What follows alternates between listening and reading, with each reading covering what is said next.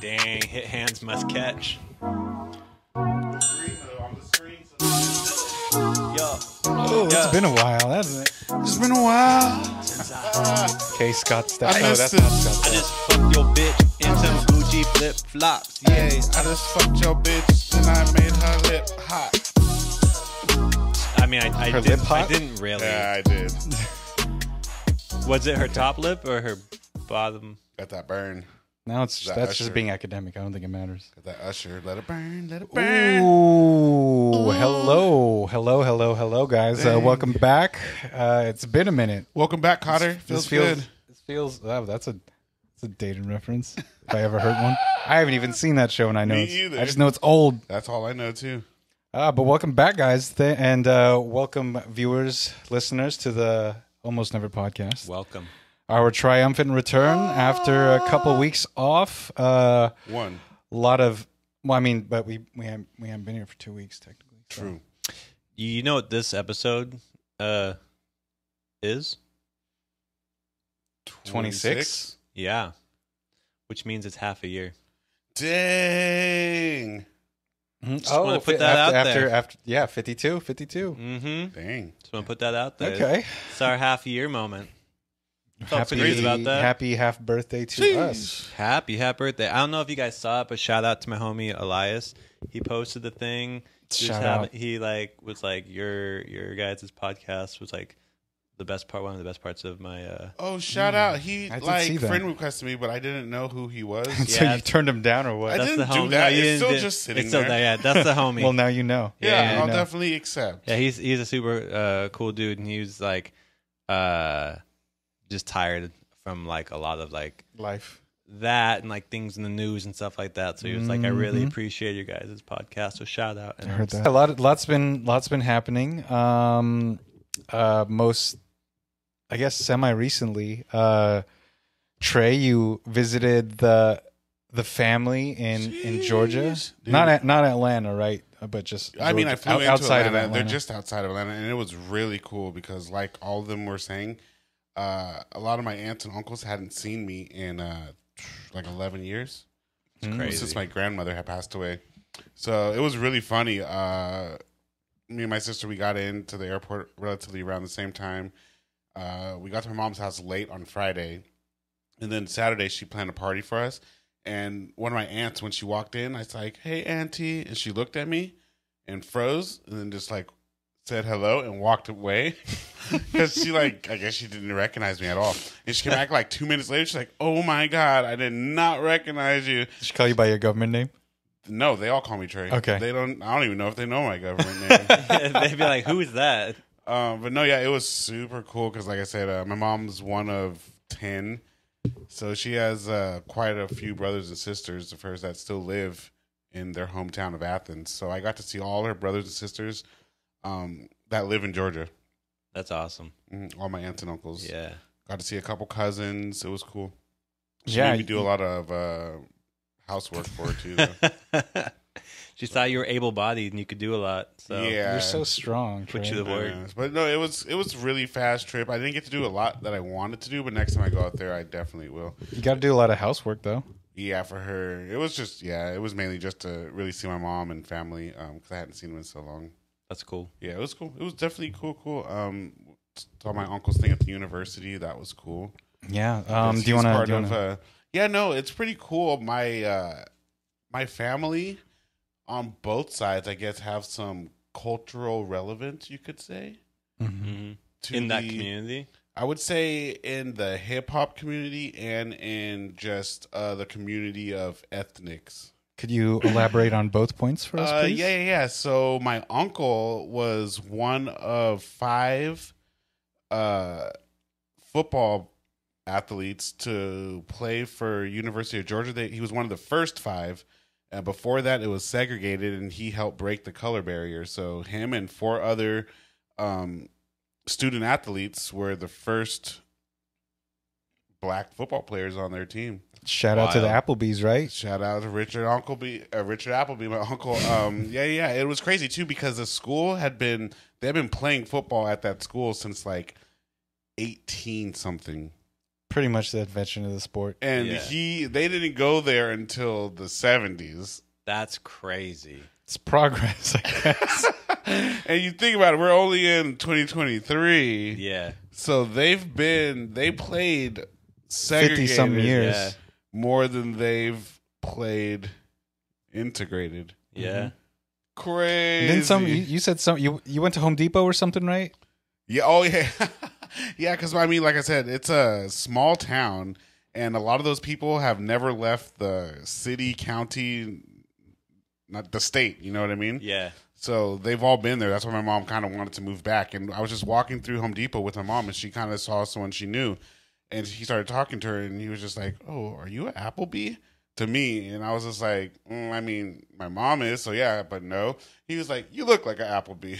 That's crazy. Like, that's crazy. Yeah. But so, yeah, that's cool. And then my aunt, if you like hip-hop music, she's been shouted out by the Migos, her like nephews, and then my play aunt, their real aunt, Auntie Shalon, I was with them, so that was cool. I went and saw Quavo's cousin do a real bootleg performance in the backyard. So I mean, you got to support the family, you know. Oh, backyard. I thought when you said it was like I thought you said cemetery when you. Well, I was in a cemetery parking lot. Yeah, she was performing in an abandoned backyard house. That was wild. Okay. So it was terraced up next to a mortuary. Yeah. So they're like the mortuary. It's old school town, you know. So stuff's built right by each other. Yeah. So it's in a neighborhood, and so the mortuary parking lot or whatever is right here, and that's where we were chilling.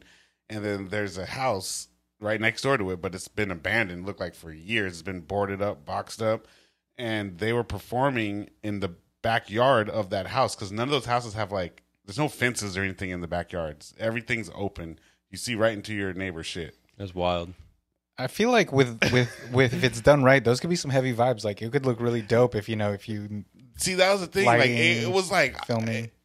I looked at it, I was like, oh, this is bootleg. And then I heard him perform, and I was like, oh, they need help, but it was cool.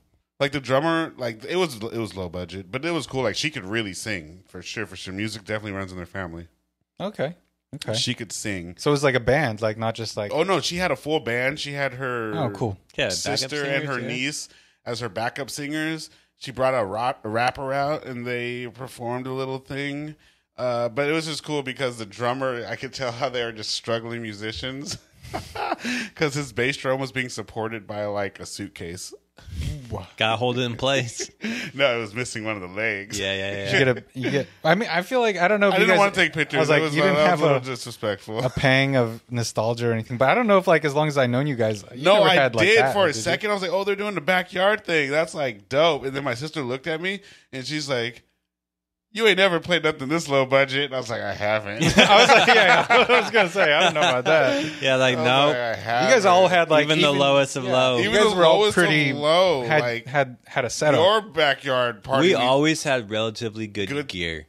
Gear in the and we cared about how it sounded in the crowd. Like at least somebody would probably go out there and be like, something's too loud. That's too loud. Yeah. They needed that. Yeah. Like bad. Yeah. Yeah. Especially when you're playing like that, if you like drums tend to like. Well, none of them were mic'd up. Well, I figured not in the back, but so the bass drum was almost invisible, and then her vocals were fucking maxed through the roof, and it was just a 2-speaker PA, so it was like a little shaky. You know what I mean? I was like, oh, it just needs to be turned way down. Yep. Some things turned up, some things turned down. And it would have down. sounded dope if she was just down like, and I'm not even kidding, like 5 levels. She was loud. Just fucking peaking. It was exactly doing that. So the Straight. speakers are just kind of just like Fucking Peaky Blinders. just holding on for dear life as she's like belting. So it's just like, oh man. but other than like, she could really sing though, for sure. Like You see promise, you see potential, you see the vision. And it's cool just to see people like being creative that are old. Yeah. And like that is thinking cool. that like, oh wait, they how don't old? have a chance. How old are they? Like in their 40s. Oh, because I know like niece and stuff, but you said niece. It's Quavo's cousin. Okay, yeah, and so I was like, I pictured like 20s or which is something like my that. Auntie Shalon's daughter, but my Auntie Shalon and my Auntie Eva are both like late 70s. Mm-hmm. So they up there. Well, on TV doesn't have any kid, but her Shalon's kids are like, they're like I said, that was her younger daughter, and she's like mid-40s, later, you know what I mean? Yeah. Not in her 30s, and she's doing it like if it's brand new, like this is her first run through at it.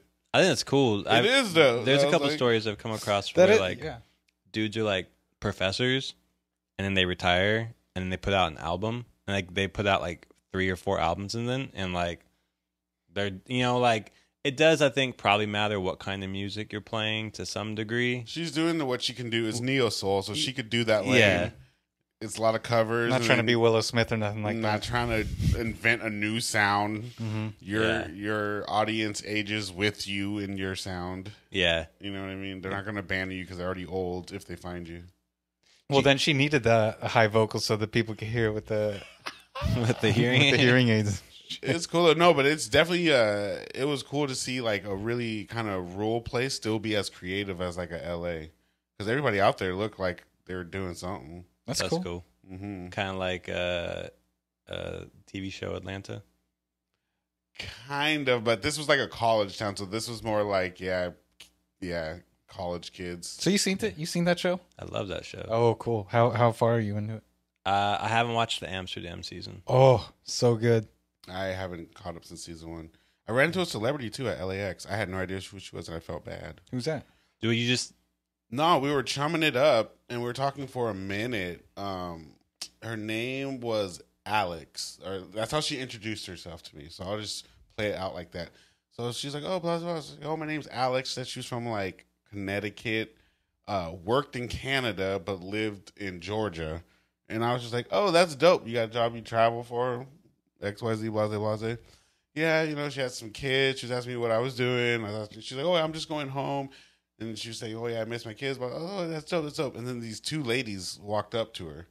And they were like, "Oh, excuse me." And she was like, "Yeah." She was like, and the lady was like, Are you on, what the fuck's the show? Alex Mack, SeekWorld Alex Mack? No, it was like Virgin River or something. It was some Netflix show. Oh, that just came out, I think. Well, it's been on like for 5 seasons. Oh. And this girl was like on like, I think she was on like in like The Last of Us, and like she's kind of like a prevalent actress.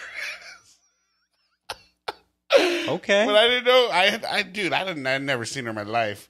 Look it up. I gotta look it up now. I think it's Virgin River, and her name is Alex, and she plays someone named, I think, like with the M on that show, at least, like Meredith or M.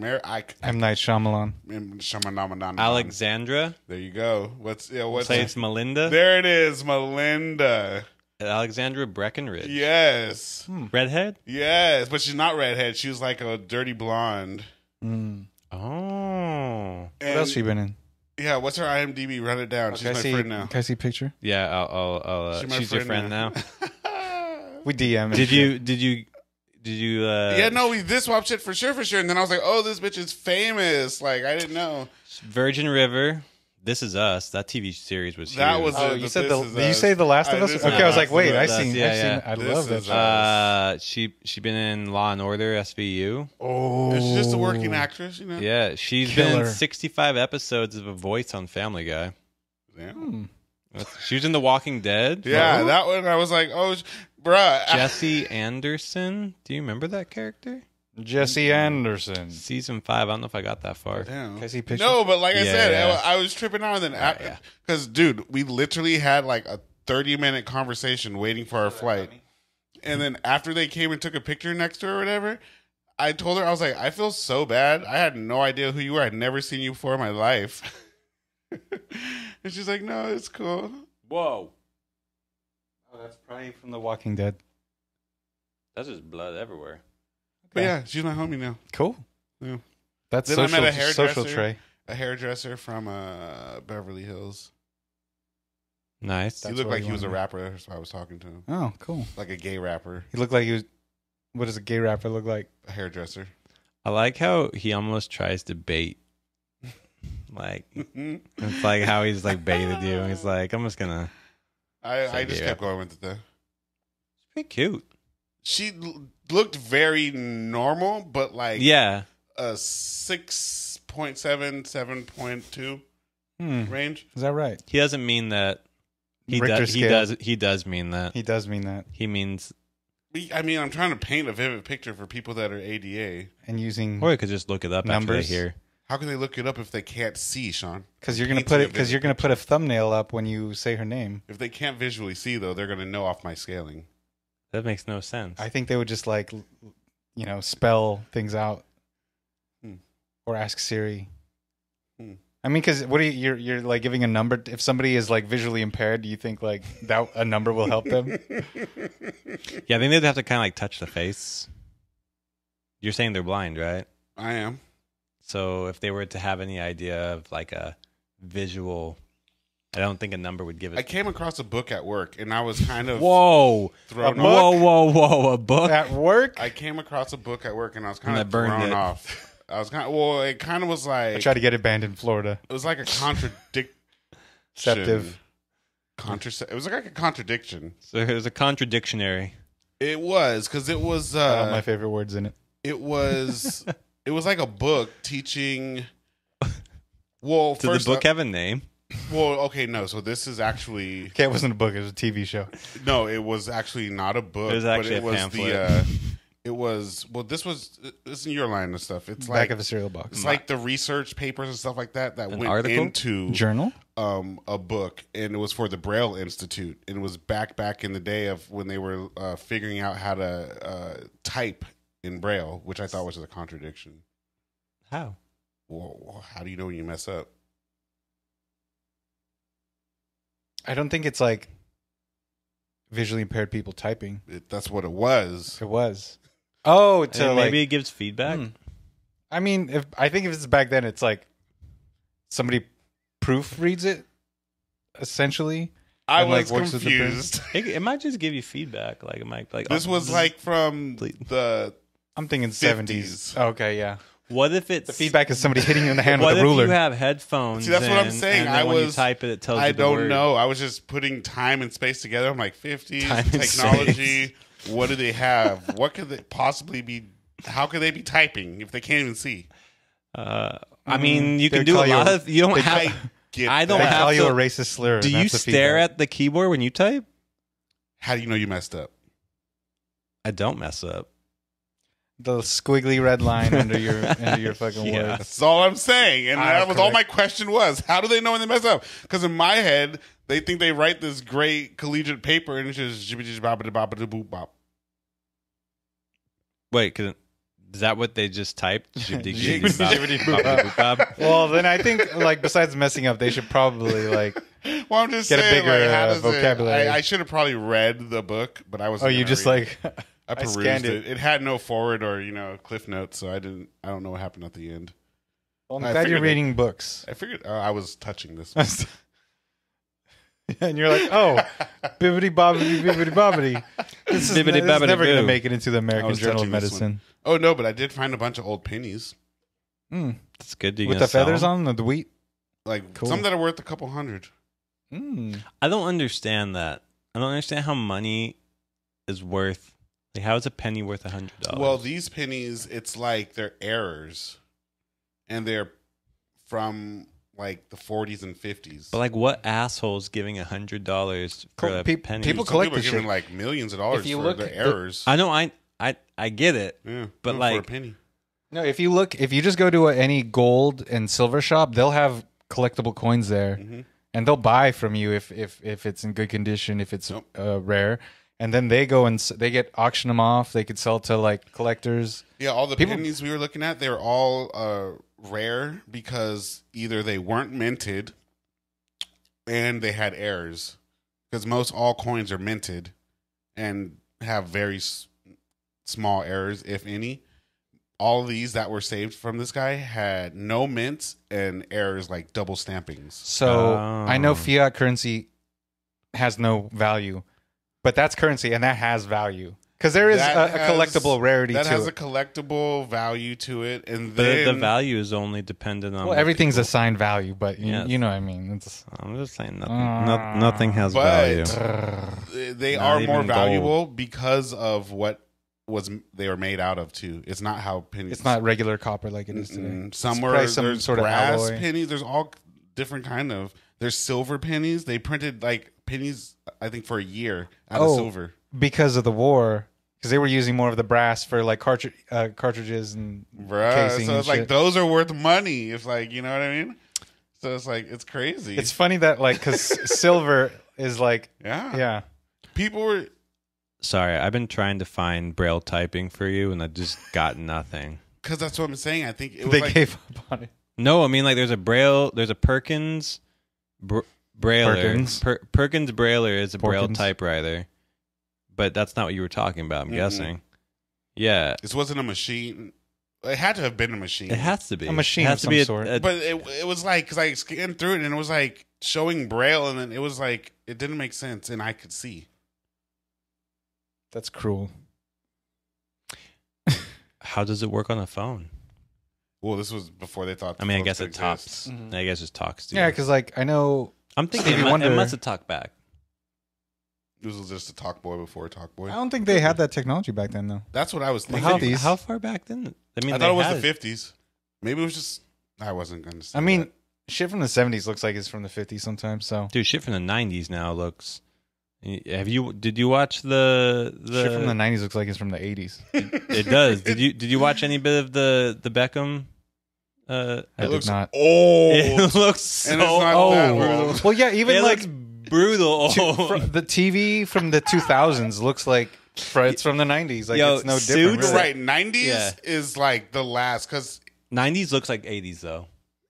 90s is questionable because it could be 80s. You're just looking off of how people are dressed because it's grainy. Anything after like 2007 starts getting like cleaner. It's HD. That's when people all started to have like 1080s in their house. About 720s. 720s. Yeah, you know 720s. Yeah. No one was on that 480. It was all like 640, 480. 480 was 480 was the standard. 320 was standard. But dude, those suits, man. Yeah. Those early 90s and late 80s suits, like just no shape, even the 2000s, no size. Even the 2000s suits, like those draft classes, like they looking crazy. I look at basketball in the 2000s. Duncan? Like 2000 basketball. It was like, they were wearing the baggiest, like pimp-esque looking kind of jeans. Yep. Like nothing was tailored. Well, it was tailored just crazy. Well, tailored like with head shape. Just straight. Just straight down. They're basically like a nice pair of Jinkos. Yeah, it was like crazy. And they'd be wearing like loafers and stuff. Like, what? Where? When are we? That tuck in, the enormous like overhang on the t-shirt and stuff. No, wild. 90s was crazy. Glad we lived through it. Yep. You appreciate them. I mean, they were fun times. It's weird when people like are born in the 2000s. I'm just like, wow. But yeah, to bring it back to the original thing, what have you been doing, Sean? Like you've been going through some stuff, right? Can't talk about it. You've seen some shit.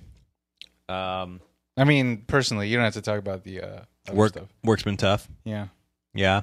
Had a cool mental breakdown like last weekend. Was it last weekend, Trey? Yeah. It was, in right? Style. Yeah. Yeah. Yeah. Just it's a quick one. It was on Sunday. Can you monetize it?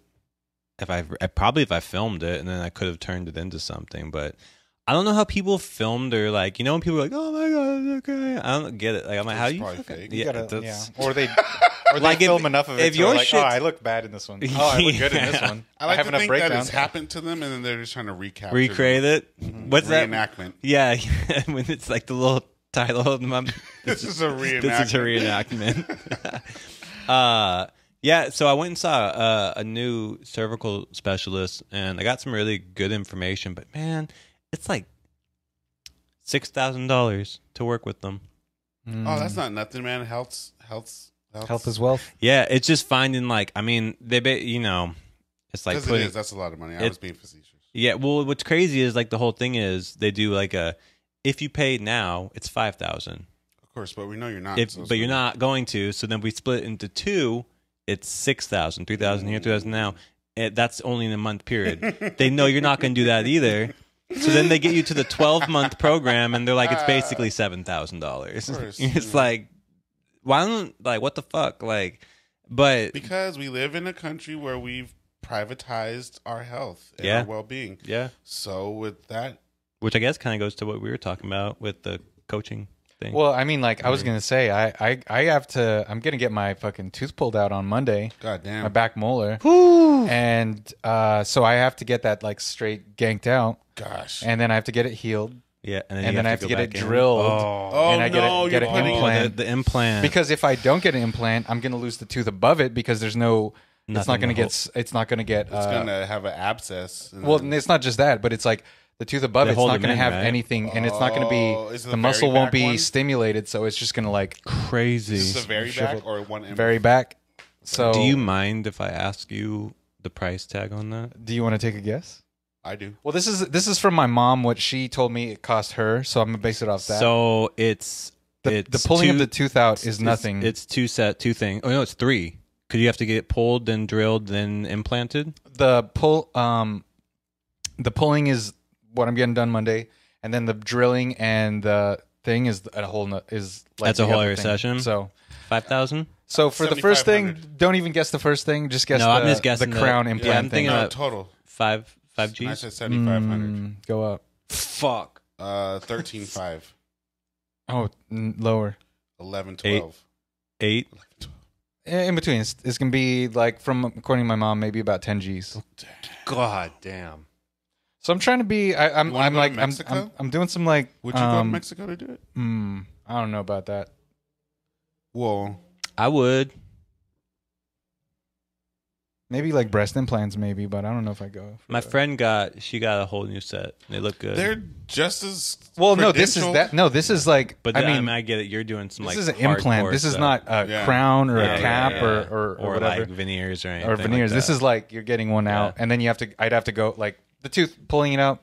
No big thing. I'm not even worried about that. It's just the other stuff. It's the other stuff. I'm not even worried about the physical, like the pain or the recovery. It's like I'm gonna be bleeding financially. Like this is like gonna change my life. Do you because it's Kickstarter? Because it's cosmetics, right? Because you have healthcare, yeah.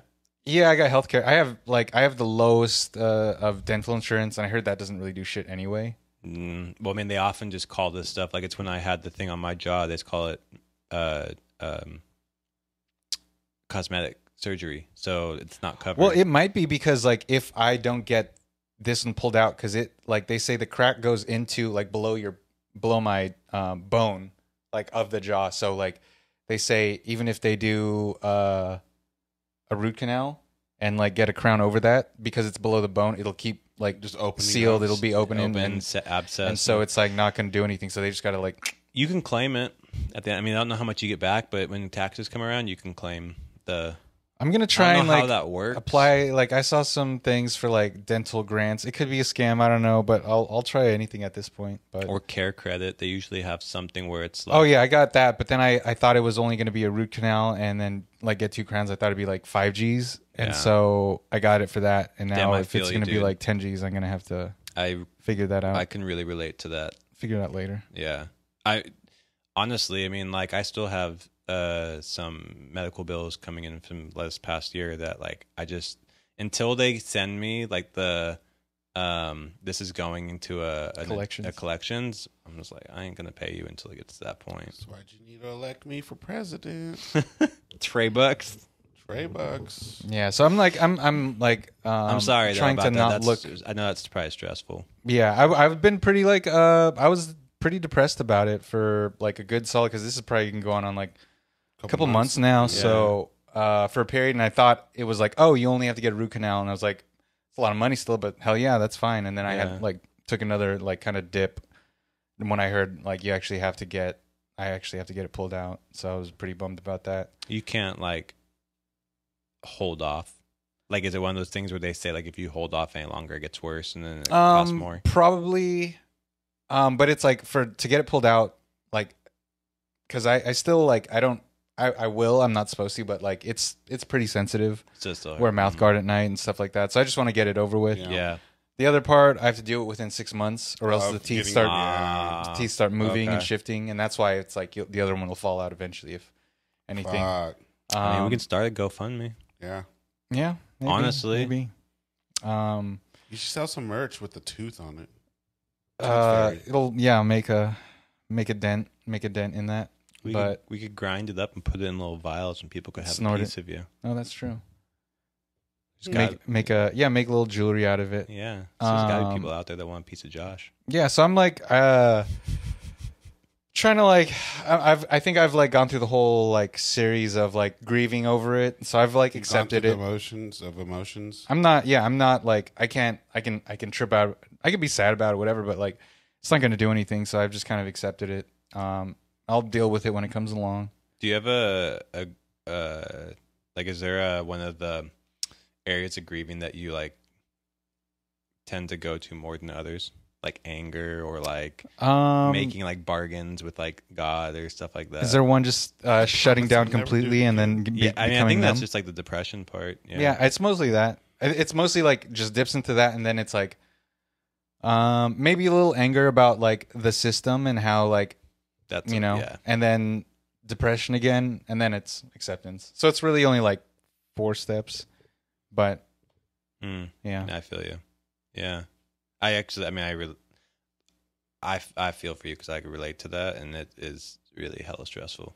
Yeah, so we're very connected on like the constant pain thing, and then the like now I'm fine. Like it's uncomfortable and I feel it sometimes, but I'm like I could live with that easily. Yeah. And then the medical debt. So yeah, medical debt's crazy. Yeah. Because what's also crazy is when you look in the backside of it, like the hospital will be like, okay, this procedure is $10,000, and they send that over to the insurance company, and the insurance company says, no, we'll give you $8,000, and they send it back, and then the hospital usually goes, okay, whatever, because it doesn't matter, we're just trying to get money.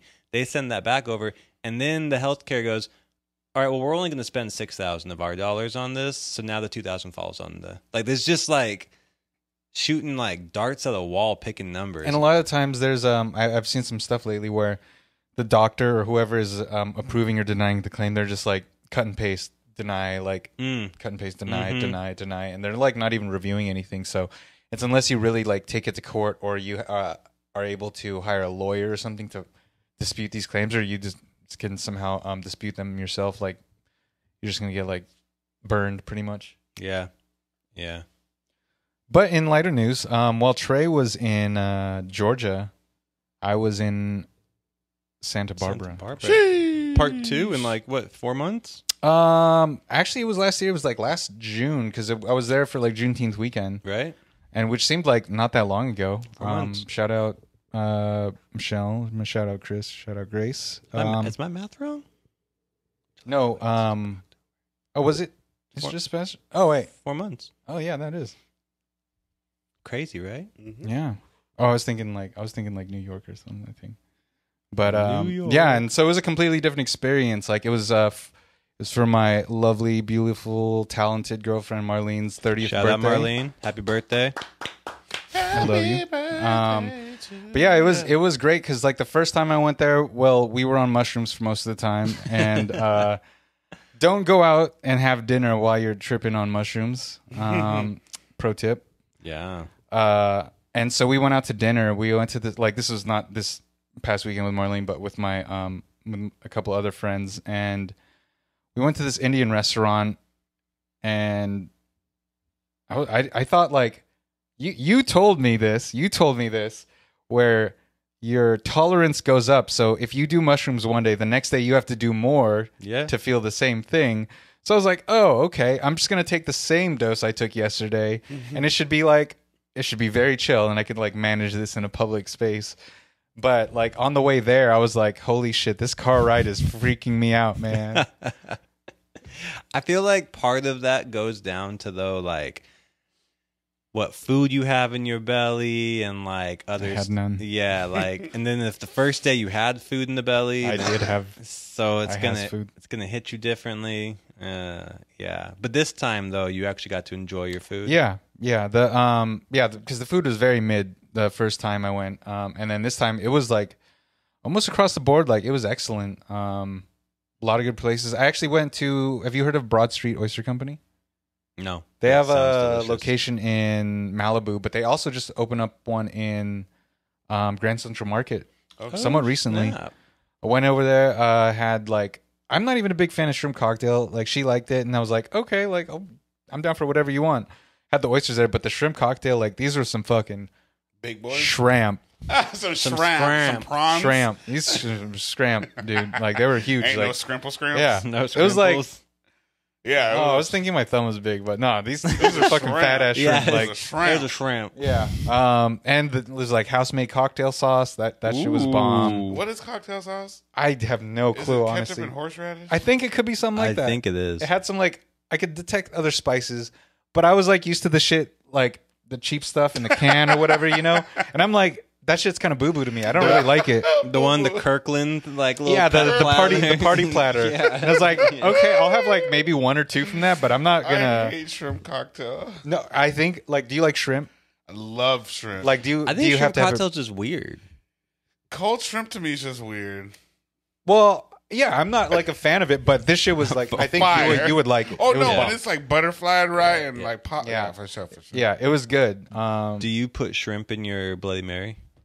I'll put anything. I'll put a cheeseburger in my Bloody Mary, man. I've seen the cheeseburgers. That's just crazy. Yeah, I haven't had it, but I would try it. sliders. Yeah. People do like hot chicken now. I do think it's a little excessive. I just like if I have a Bloody Mary, I'm trying to like cure a hangover or get a morning buzz or something like that's all. Oh yeah, I gotta stay accountable. Sorry guys, I smoked weed with Auntie Eva in Georgia because she's known for that, and I took a shot with my sister. So that's like a whole tendy. I said I would eat 3 strips. No, I'm not No, gonna. that's I'm not gonna crazy. put that. Plus, that's I don't not- think you can make it through it. I don't think you can make it through. I don't think that's healthy. I don't want that for your stomach. Yeah. Though. Like I know you have the strongest stomach out of all of us, but I don't want to put you through that. I just want to expunge my sins. I I feel told like you, you're one of those. Bro, that's so you. You'd be that monk just whipping yourself, absolving of your sins. The pain brings me closer to Christ. Yeah, and Shawnee, you had some coffee the other day. Yeah, I had so some coffee. You have so a couple bites. You have a couple. Yeah, so like the same yeah. thing as last time, pretty much. Yeah, I'll right? do the 2 Okay. bites. Yeah.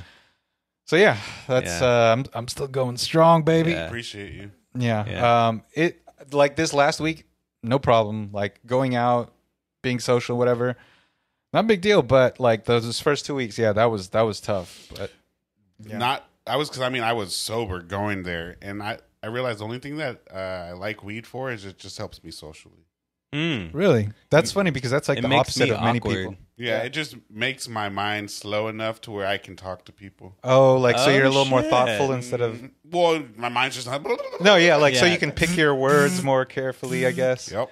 That's interesting because like it makes me even more awkward than I already am. So. Yeah. When I don't smoke get weed, I weird. have like less filter. But it's less filter in of like a different way. You guys think about death sometimes? I mean, yeah, all the time. That was from the But- Barbie movie. You guys, yeah. I think the only thing I actually miss is getting a drink. Like I would tell my mom. Like, what do you mean? Like I celebrated my mom's birthday last weekend, and she had a great bottle of wine because you know my mom. Yeah. And she was like, "This is really, really good," and I was like, "I know it is, and I would love to have that, and I can't, and that I miss. Like I don't really miss like." And that's why I broke, because both instances I rarely see my sister, Yeah. See. and I don't know when I'll see Auntie Eva again. Yeah. That makes sense. You know what I mean? So it's just like, Yeah. But like for smoking, the only thing I'm coming away with is like it's fantastic if you want to sleep, but damn, it makes me awkward. Yeah. I just like it's a medicine, and I think that people don't use it right. I mean, I think like Yeah. if you use it for certain conditions, like Yeah. or like pain. I know like it sometimes works Yeah. for that. You know, I can't believe though. Like we used to just get blasted and then go into K&N. Like everybody just high out of their minds. But I mean, I guess we were just packaging boxes, so it wasn't that big of a deal. Yeah, work's been, I guess, the same. Yeah. Yeah. yeah. I mean, it's not like your duties are changing, so you still have like muscle memory and stuff for that. Like I will say, like there's this place in Silver Lake that we've been going to, me and Marlene. Like it's called Soft Spirits. Shout out, that place is great. It's like all non-alcoholic.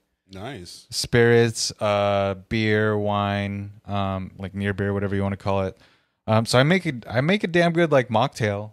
Yeah. Like I I've had been one of those like at Universal. Or something. They're pretty good.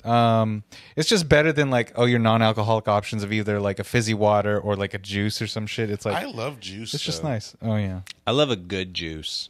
I love juice. What kind of juice we talking about, boys? Like, Bro, I could do any kind of juice. You see, name I it. can't do Passion, papaya, but I can't do pineapple. like orange juice concentrate, apple juice like from the cans. Remember the old school cans? And I like those Kerns, it'd be Kerns is frozen, fire. Kerns but is only good. the mango. I only Yeah. could do the mango. Really. Yeah, You don't Kerns like is- the strawberry banana one?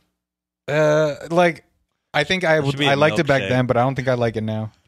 I love Kerns and the guava and the pear. The guava one fire. Pear juice is fire. I don't think I've ever had pear juice. It's so good.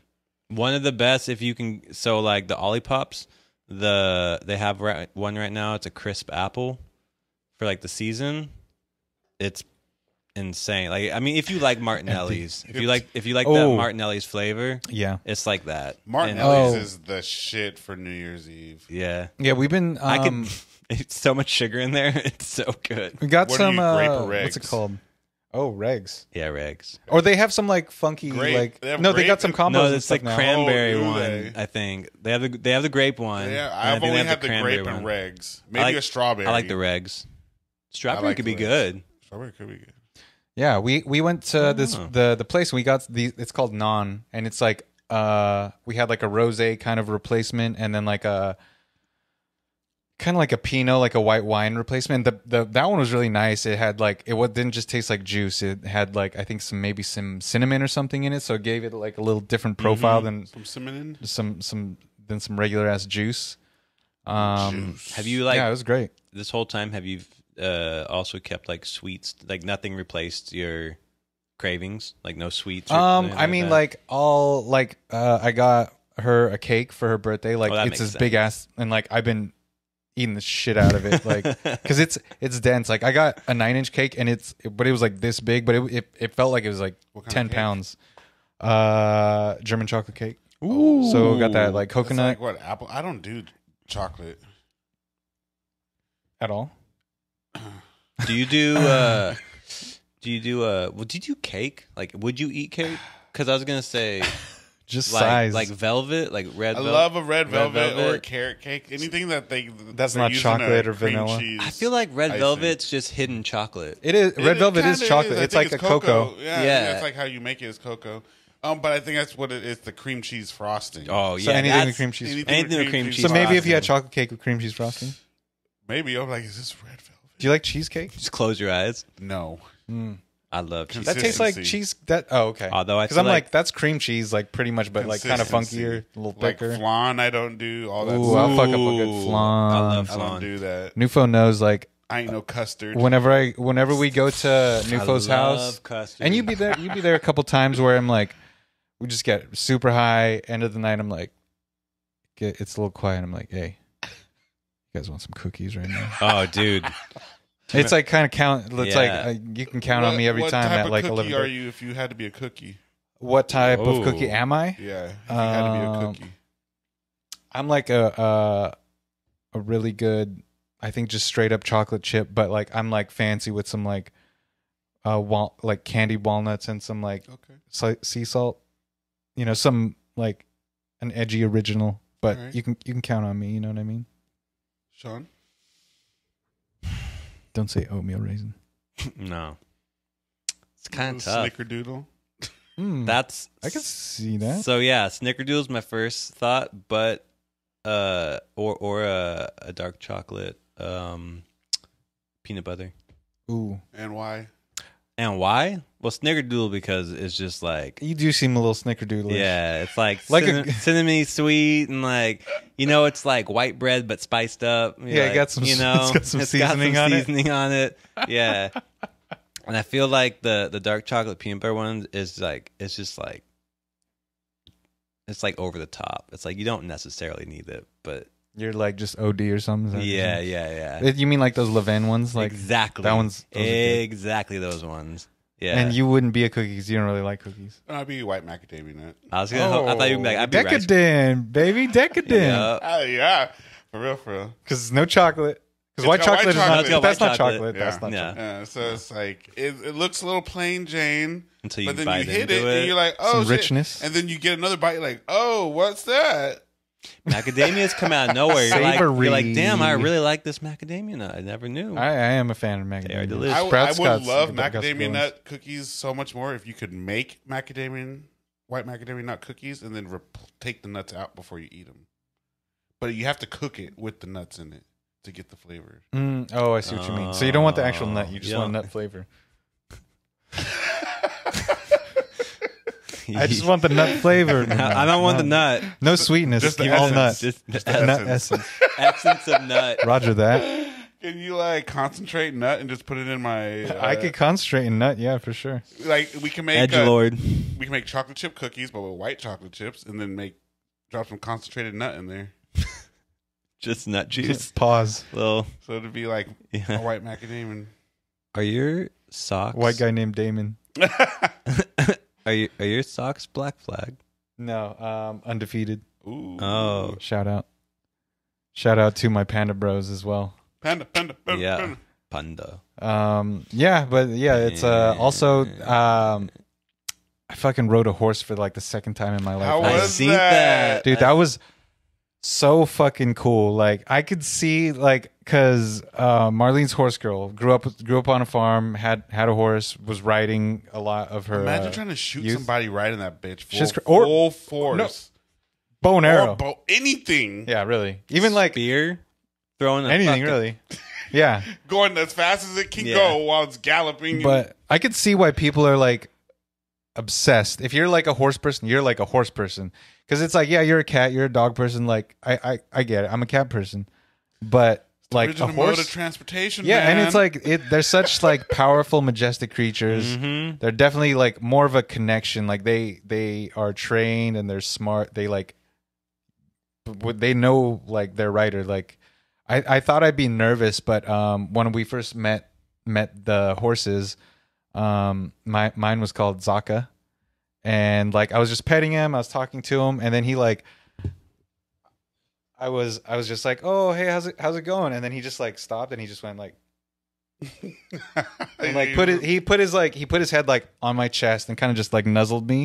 And I was like, my fucking heart melted. It's so. And I was like, oh good. my God, like I'm not nervous at all. Like I want a horse like Zaka now. And like Give it a hug. it's funny because like You we wanna have had your own Mr. Ed. yeah, hell yeah.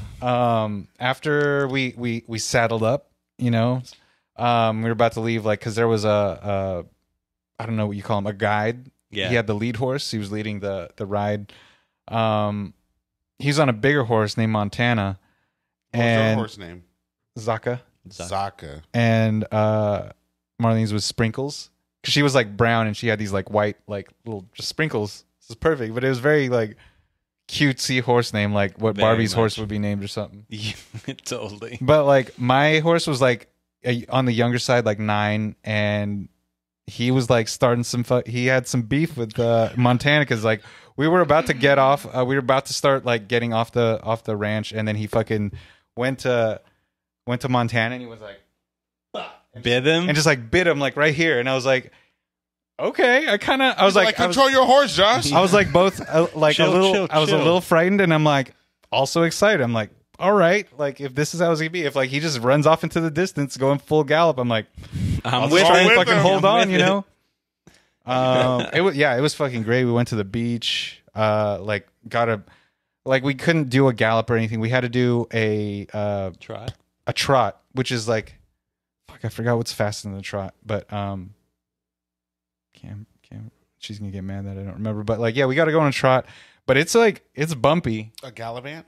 Like so, and like she's like, oh, just like pump with the horse to like, so your ass Yeah. isn't just sitting. And I was like, I don't know what to fucking do. So I was like, I'll just stand in the back so I don't look stupid. But Gotta Could you use be a those cowboy legs. now? yeah, you really Gotta like, use them legs. Could you be a cowboy? I would want to, like, I feel like that's a good life skill to have, like, because I want to ultimately, I'd love to retire and have like a farm, live that simple, slow life, and like to have a horse like seems natural on that shit. So yeah, and like I didn't know how to like hold the reins or anything, and they were like, oh, if you want to go left, pull left. If you want to go right, pull right. If you want to like stop, like go up, like hold up. And I didn't know how hard to pull, and I would just like barely like give the most minute of like commands, like barely, and like it would listen to me. I'm like, fuck, this shit's dialed in. Like they know the rider.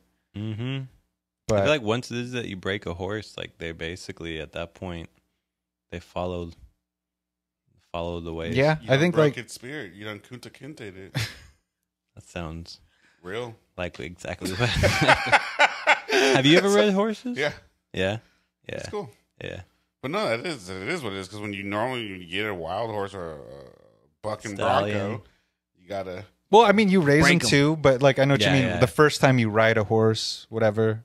Not that I know what you mean, but I know what you mean. You rear a. I saw Yellowstone. I know what you mean. You rear a whatever. Yeah, but no, it's a crazy skill for show to be able to ride and maintain horses. Well, there were It's like not cheap. there was a polo field next to like across the street from these stables, and it's like they say that's definitely a fucking rich person sport. You need 4 horses to play because they're running the whole time, and like they got to switch them out all the time, and it's like fuck, you got to have 4 horses just to play one game. Like goddamn. Crazy. But that seems crazy. Like swing a mallet at a fucking ball, like that's wild shit. Yeah. Yeah, my aunt, my dad's sister, she had a farm. Her and her husband had a farm in Utah. Had big old plot of land. They had horses. Like when I was a kid, I like grew up. Like every summer, we'd go up and ride horses, and like just like ride off into like nowhere. And I just remember being like, "Damn, being a cowboy would be fire." Like that moment, that part, not like I want to be an outlaw. I mean, well, that's what cowboy.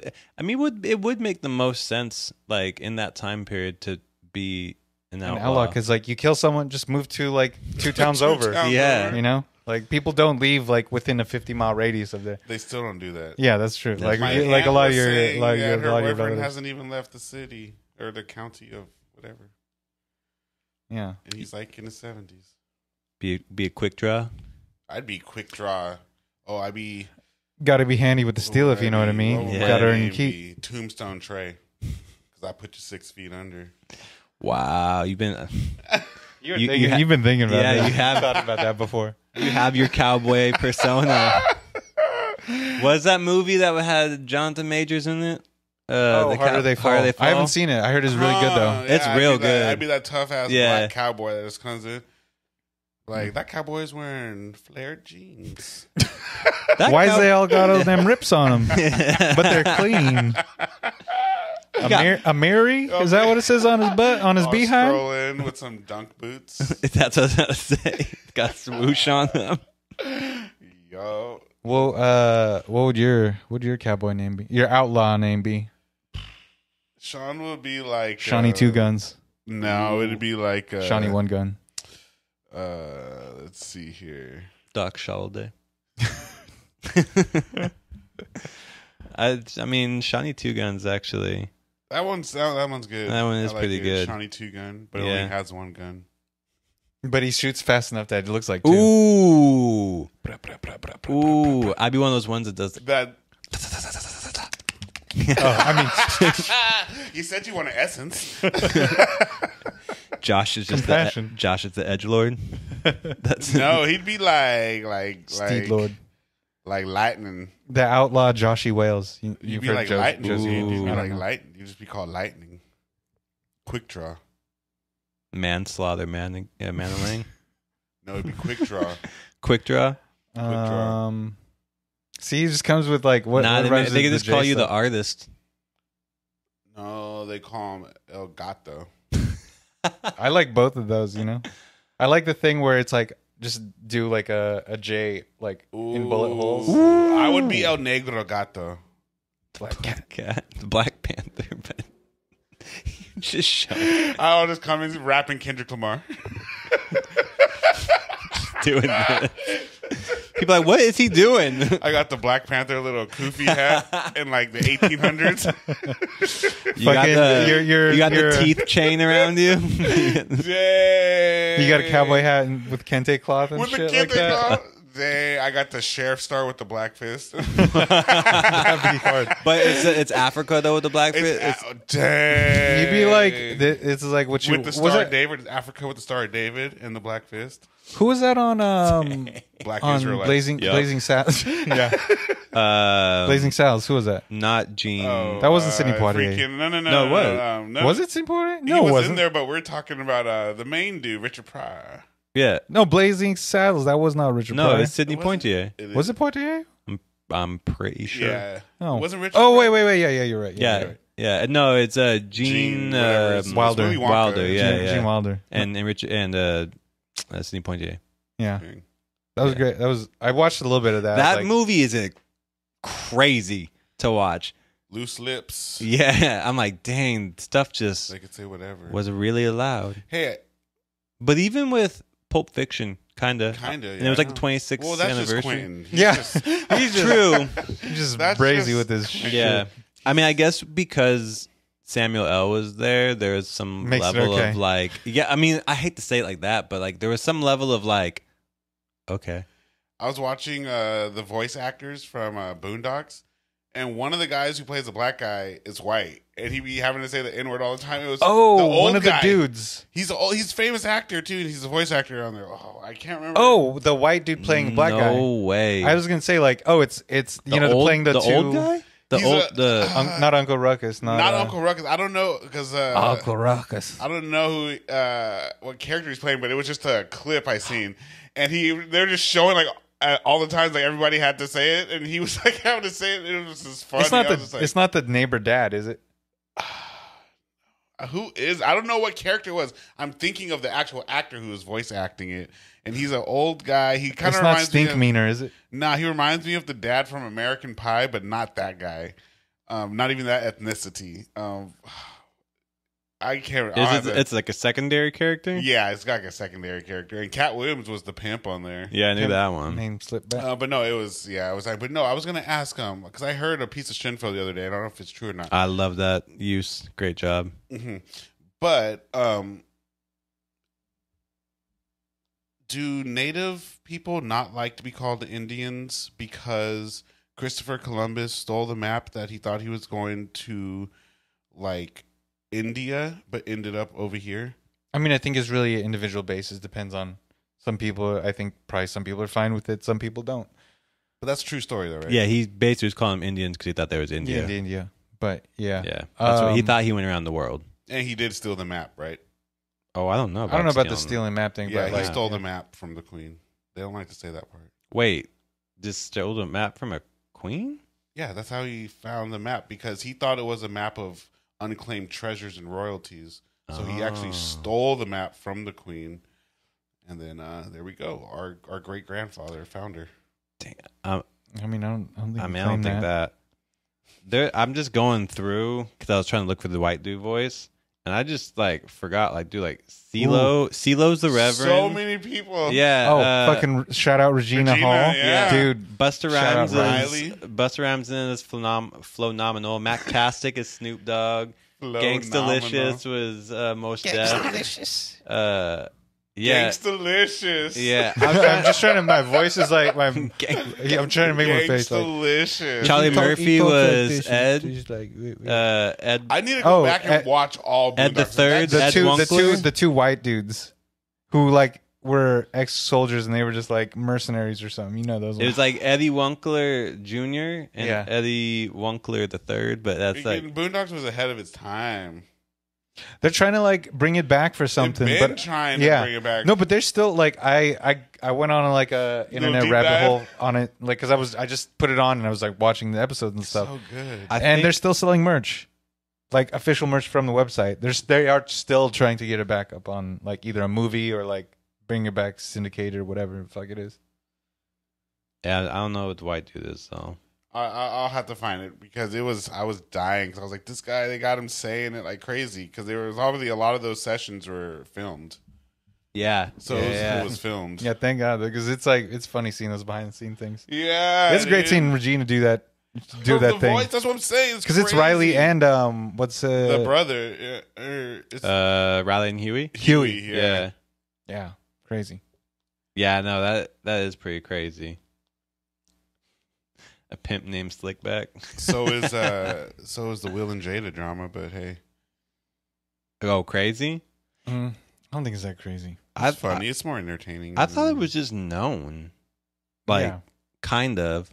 Well, it's just funny, all the memes that everyone's getting out of it, like making Jada look like Tupac, like putting her face on all his album covers and stuff. Oh, that's pretty funny.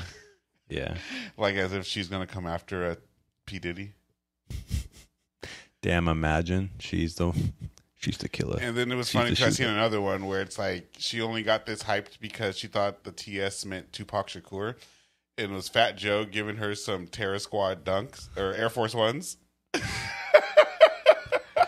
So do you think Tupac had to be able to meet Michael Jackson back in the day, right?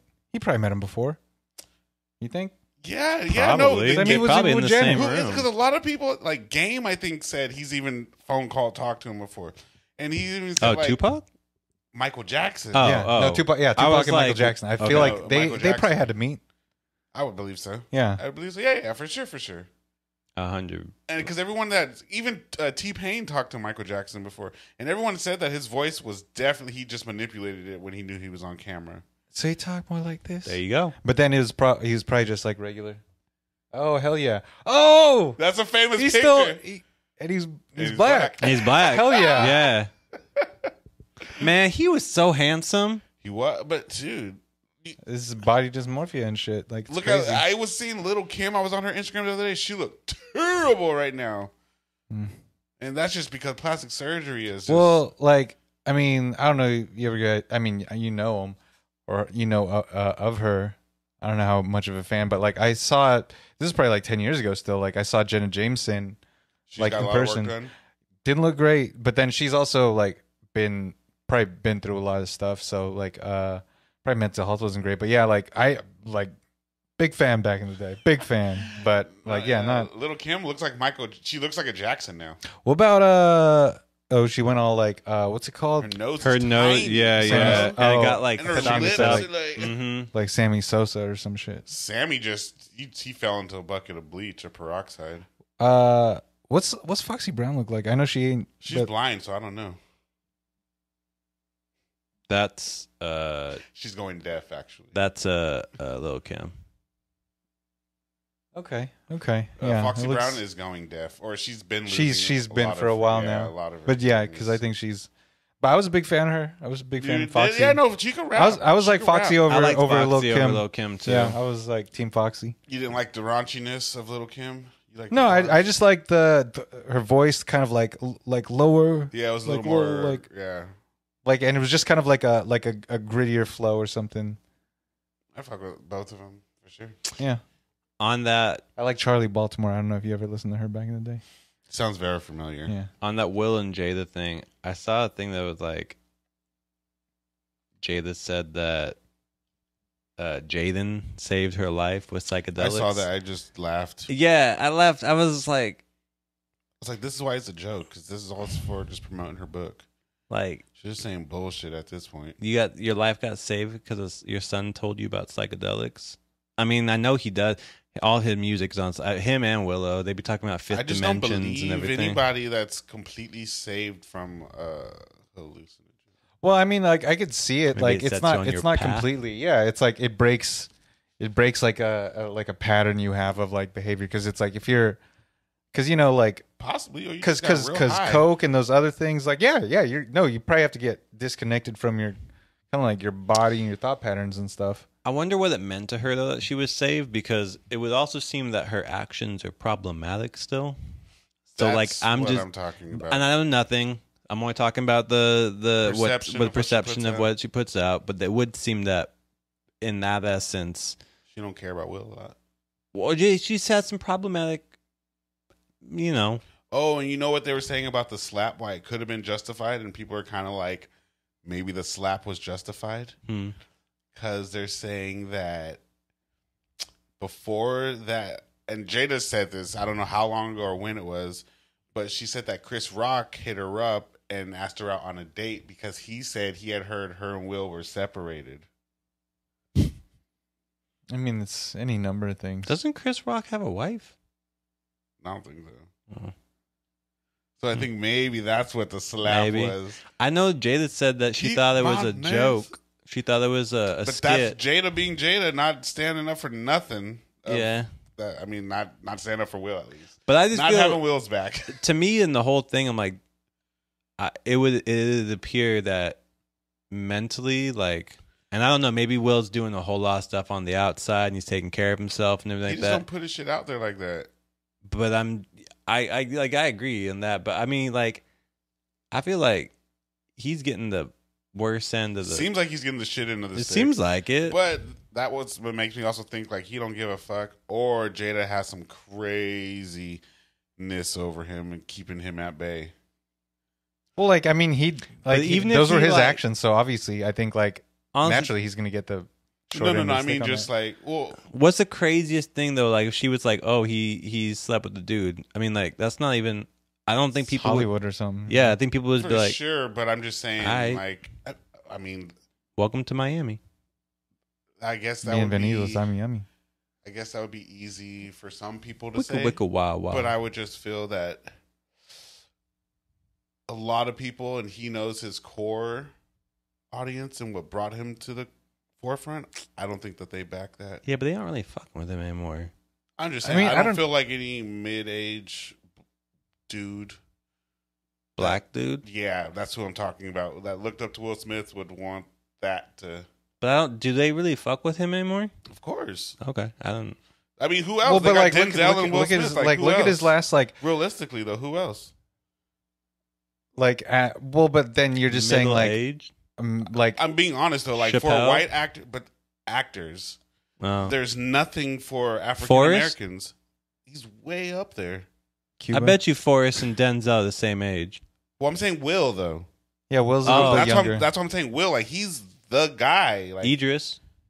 Well, but I think it's just different era and stuff. Like, yeah, really, different audiences, different fans. He's not like Idris is a sex symbol. Yeah, but I think Will was the guy. But I think. Like, I don't think he's, like, thinking about fan base. He's making all these other movies. I don't think he's catering to a fan base. He's not making Wild Wild West and shit anymore. You know, don't like, think that these people's lives have to be, like, yeah, but I think specifically planned out when you're that rich, I mean, you're controlling that much perception? They can be, but, like, at the same time, he's already so well off. Like, you don't need, you can do whatever you want. And, like, yeah, like, I think in celebrity, you do, sometimes you're catering or you're pandering to your fan base, but like I think he's like beyond that. Like he's kind of like taking these non-traditional roles. That, though. There is no. That's like why Little Richard was Little Richard. I think you're kind of boxing. Like I mean, he's playing. I don't know what was that one like what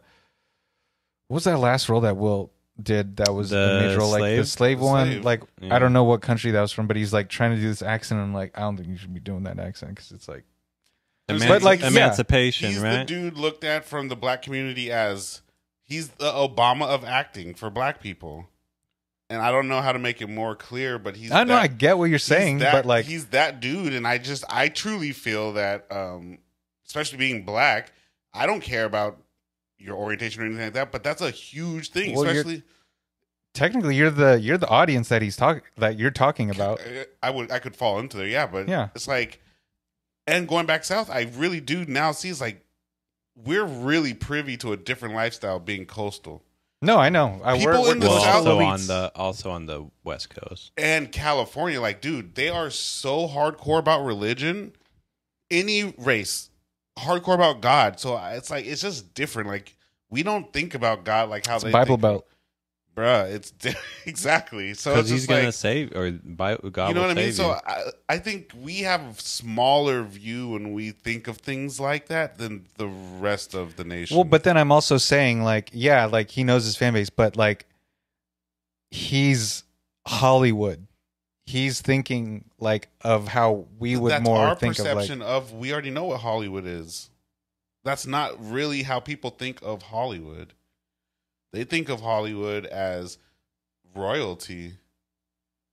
Yeah, and like people, I mean, I think like the kind of like the curtain is like lifted and like, yeah, it's royalty, but in the sense that like royals and people, they do like stuff that maybe you and me don't do too. Like they do, they have different sexual habits. They're not like, I don't think people that are that naive, like maybe they don't talk about it, but like they know that it, like there's shit going on and stuff. Like, but yeah, like maybe they might not approve of it or whatever, but I just feel like he's not that big of a name anymore. I get what you're saying, and I think at a time 100% he was, but like I don't see people like fucking with him like on the level as when he was doing Men in Black and like when he was doing like I Am Legend and stuff like that, and like it was like. But who else is on that level? That's a black dude. No, but like they're not Jamie Foxx.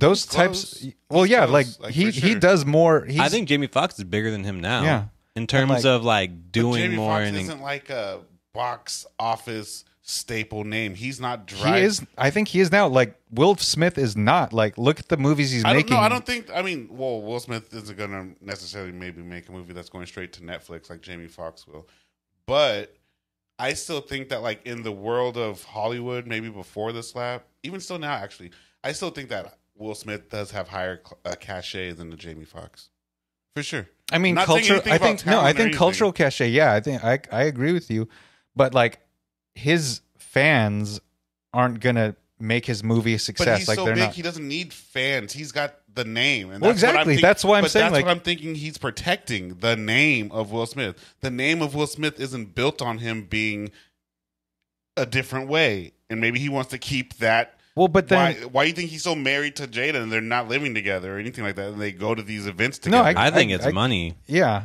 well, they both have money. Yeah, tax, no, but like I tax figured breaks. And but if they don't, if you're that rich and you don't want to be together and you don't live together as it is, why publicly appear as if you are together? Who are you appeasing at that point? I mean, they're probably just playing the game. But who are you appeasing? What game are you playing? I don't know because no one. Why have this facade if but you're not together? If they're doing whatever they want now, why go to events? They just went to the Oscars together where he slapped Chris Rock. So that was like 2 years ago, but yeah. But why would they go to events maybe together? they're just friends now and they're amicable. But like taxes and everything else, and like if they're already seeing people, I understand all that, like but why have a public perception that you're still together? I mean, that's what I'm saying. I don't think it probably would look worse. Why does it look worse if they're not together?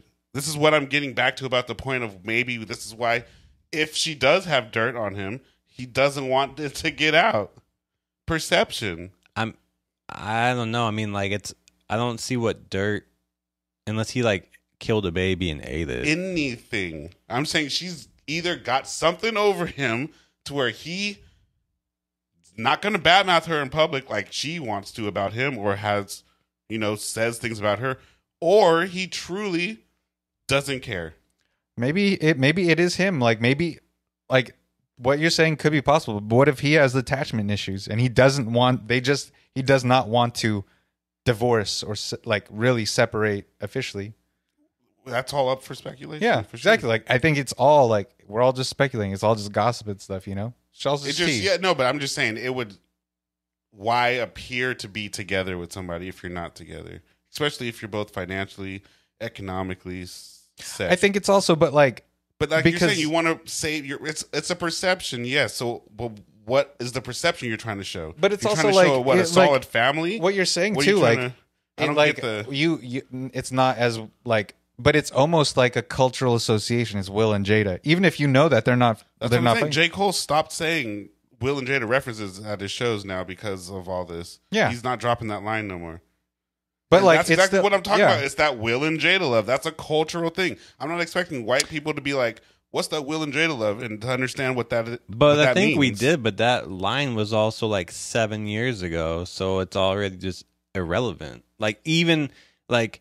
Well, if it's so irrelevant, well, I guess that comes back to his question, like why are they together? But if it's so irrelevant of a thing, why can't he say it then? If it doesn't mean nothing, but if it's irrelevant. If it doesn't mean anything one way or another, he probably doesn't want to say it because it sounds silly. It'd be like it's like when so it must be relevant. No, because it's like the same way that when there was that Donald Trump song, Mac Miller stopped playing it because that's only because the feds came at them.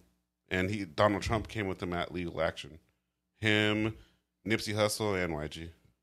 I mean, he wasn't gonna play that. Why song. not? I thought Mac Miller's song wasn't bad about Donald Trump. No, it wasn't.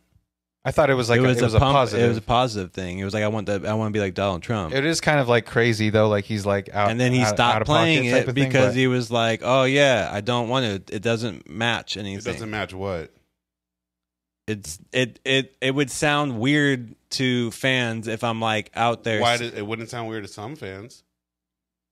The ones that he's not trying to fuck with. Perception. So they're saving face of some perception. Yeah. J. Cole's not saying that line because of perception, or he wouldn't care and he would say it. Yeah, or maybe. I mean, like, I just figure as an artist, you would be like, "Damn, I'm gonna rewrite my words," just like people do. I just think that's just an artist's like own innate wisdom to their craft. I like fuck perception of whoever else thinks. I think it's just for him. So but like, okay, that's kind of like if someone could go back and touch up a masterpiece. It's not how that works, but okay. Yeah, it is. Bro, people change their lyrics all the time. People be changing their lyrics and rapping different things. You're acting rap something live you're acting like acting like the only reason that no one ever changes anything in their songs unless it's for perception. That's like what you're basically saying. Kind of would be the only reason why you would change. But that's not the truth. People change lyrics to songs and doesn't care about perception. They sometimes just change the lyrics to their song. Sometimes they update it. Sometimes they're talking about. That's where we'd have to agree to disagree, because I would have to have at least some kind of. You'd have to show me facts off. Well, of that. you know, like the Elton John song. I mean, you have to show me facts, bruv. The Elton John song, "Hold Me Closer," Tony Danza. Okay. That one. What did they change it to? It used to be Tiny Dancer, but now it's Tony Danza. It's still Tiny Dancer. I was just kidding. You just get it. No, I mean, obviously you could change stuff, but it's very rare that you would go changing anything, only if it's public perception, like Beyonce with the spaz line, or people go back and change lyrics only probably because they have to. Isn't that also Lizzo? Yeah, her too. Yeah, that's what I mean. You did something, and that's what I'm saying. I'm equating now music to painting or taking a picture. It's like once it's out, you can't go back and touch it up. Well, that's the whole thing with like do that with music. I don't know, like that's not true. Like people release things and they change full songs. They completely rewrite the way a song is. They strip it down. They change and add parts to it. Like you're acting like people don't change music that they release. They don't, and re-release it. You've never seen somebody at a show play a different version of a song than what they released. You've never seen somebody change it up. Yeah, no, people do that all the time. But I'm talking about the final product. That's why I think maybe you're thinking of something different. People don't go back, and I don't think he's going to go back and take the Will and Jada line out of his song. If you listen to this, that's what I'm saying. He's only not saying it in a concert because of perception. He's not going back and re-recording the song and taking that lyric out. That's what I'm saying. I mean, it could also be out of like but respect, also he could just be like, I don't. Whatever it is, he could just be like, I don't want to say that line again. Because now it sounds silly to even me. Like, even if people were like, I don't care, like, him as the artist could be like, it sounds silly to me. I get that. And that's his. You can do that, yeah, but I'm saying you're not going to go back and re-record the song. That's what I'm saying. The song's the way the song is. Will and Jada is going to stay in that line. I mean, if anything, you're just going to edit it. Yeah, I'm not saying they're going to re-record the song. I'm just saying that people don't. That's what I was saying when I was saying you can't change an art piece. Like, once it's done, it's done. Well, if you're an artist and you finished the Mona Lisa, you don't get to go back 200 years later. But that's say, not I what add color. But that's not what you were talking about when you said that he changed it live. I mean, we're talking about a live set. And I'm saying he's not saying it because of perception right now. That's it. Or else he wouldn't. I mean, I think music has a special way because it's like always performed. It's always it's performed. Whereas like movies, visual art, like If he didn't once you care put about it, once you in put this art out instance, into the it would have world, been glazed right like over. you don't have control of it. That's what I'm saying. But because he does feel some type of way about this particular incident or, conversation that's in his song, he felt like he wanted to change it. Right? Yeah, Or I mean, wrong. like I don't really care too much about these this. are J. Cole's lines. He decided that that relationship ain't goals anymore. That's his decision. It's not saying anything about other people. He's saying that the relationship's not goals. That's his words. Well, his words are based off of his perception, right? Because unless he really, really knows him, and he may. No, I mean, but like you were saying it based off of public perception. Because that's why he changed it. If people weren't talking about it, I don't think he would change it. That's my stance. If it wasn't a topic of debate, I don't think J. Cole would have ever changed the line. Live. All right. Because why would he? Because it's his music, and he like would be like, damn, I just don't like align with this lyric anymore, which people do. I get what you're saying, but I don't think in this instance that's what it was. He's not stupid. He's like, I do say this line. I may not mess with it, but I think that if by not saying this, it's going to get picked up on traction and I want to get talked about. Well, I think more people talked about the fact that he took it out rather than he. That's what I'm saying. I mean, I think you guys are just kind of going back on the same course. That's why I think he took it out. Yeah, Let's just move this along. What else is going on in the music world? A lot, actually. Drake has tied MJ with the most singles, 13. So that's crazy. He's probably gonna pass him. Oh, for sure, he's gonna pass him. Unless he stops making music today. He said he's he's not taking pass a break, but you know how. Well, how long is like an That's what I'm entertain? saying, Like Drake. if you take a break for a year, But Drake don't take breaks. no, yeah, his break Could 2-3 months. We don't maybe. know. Well, that's what I'm saying. He's never really given us a break, so we don't know what a Drake. But I break think is. especially with music, like you take a break from a year, you're out of the public eye. Like Taylor's, unless you're really at the top, like Taylor Swift, Beyonce, anyone that's anyone's big. That's like any genre top 5. Yes. yeah. Any and other people. if you take a year off and then you come back, if you're one of those people are like, holy shit, like we gotta go. In the Anybody B, else? C, D category, they have to put out music all the time. I would even think almost like The Weeknd. He's a certified earner, but I think Weeknd takes a break for a year. I think he can do it, but I think like it's not going to have the same reception as a Beyonce. I think you sighing is kind of like you're kind of agreeing with it, but like he's not going to reach the same heights unless he comes out with some crazy thing. I don't. Well, he is at the you can't. You can't. Exactly. It's only I'm downhill. Like Drake. Can Drake get any higher? I don't think he's Ask changed for the Kanye. past 3 albums, 4 albums, 5 albums. Has he gotten really bigger? Drake or The Weeknd? Drake. That's has what kind of Drake what I'm gotten saying. He's bigger? He hasn't gotten bigger, but could he get like? I don't think you can get bigger.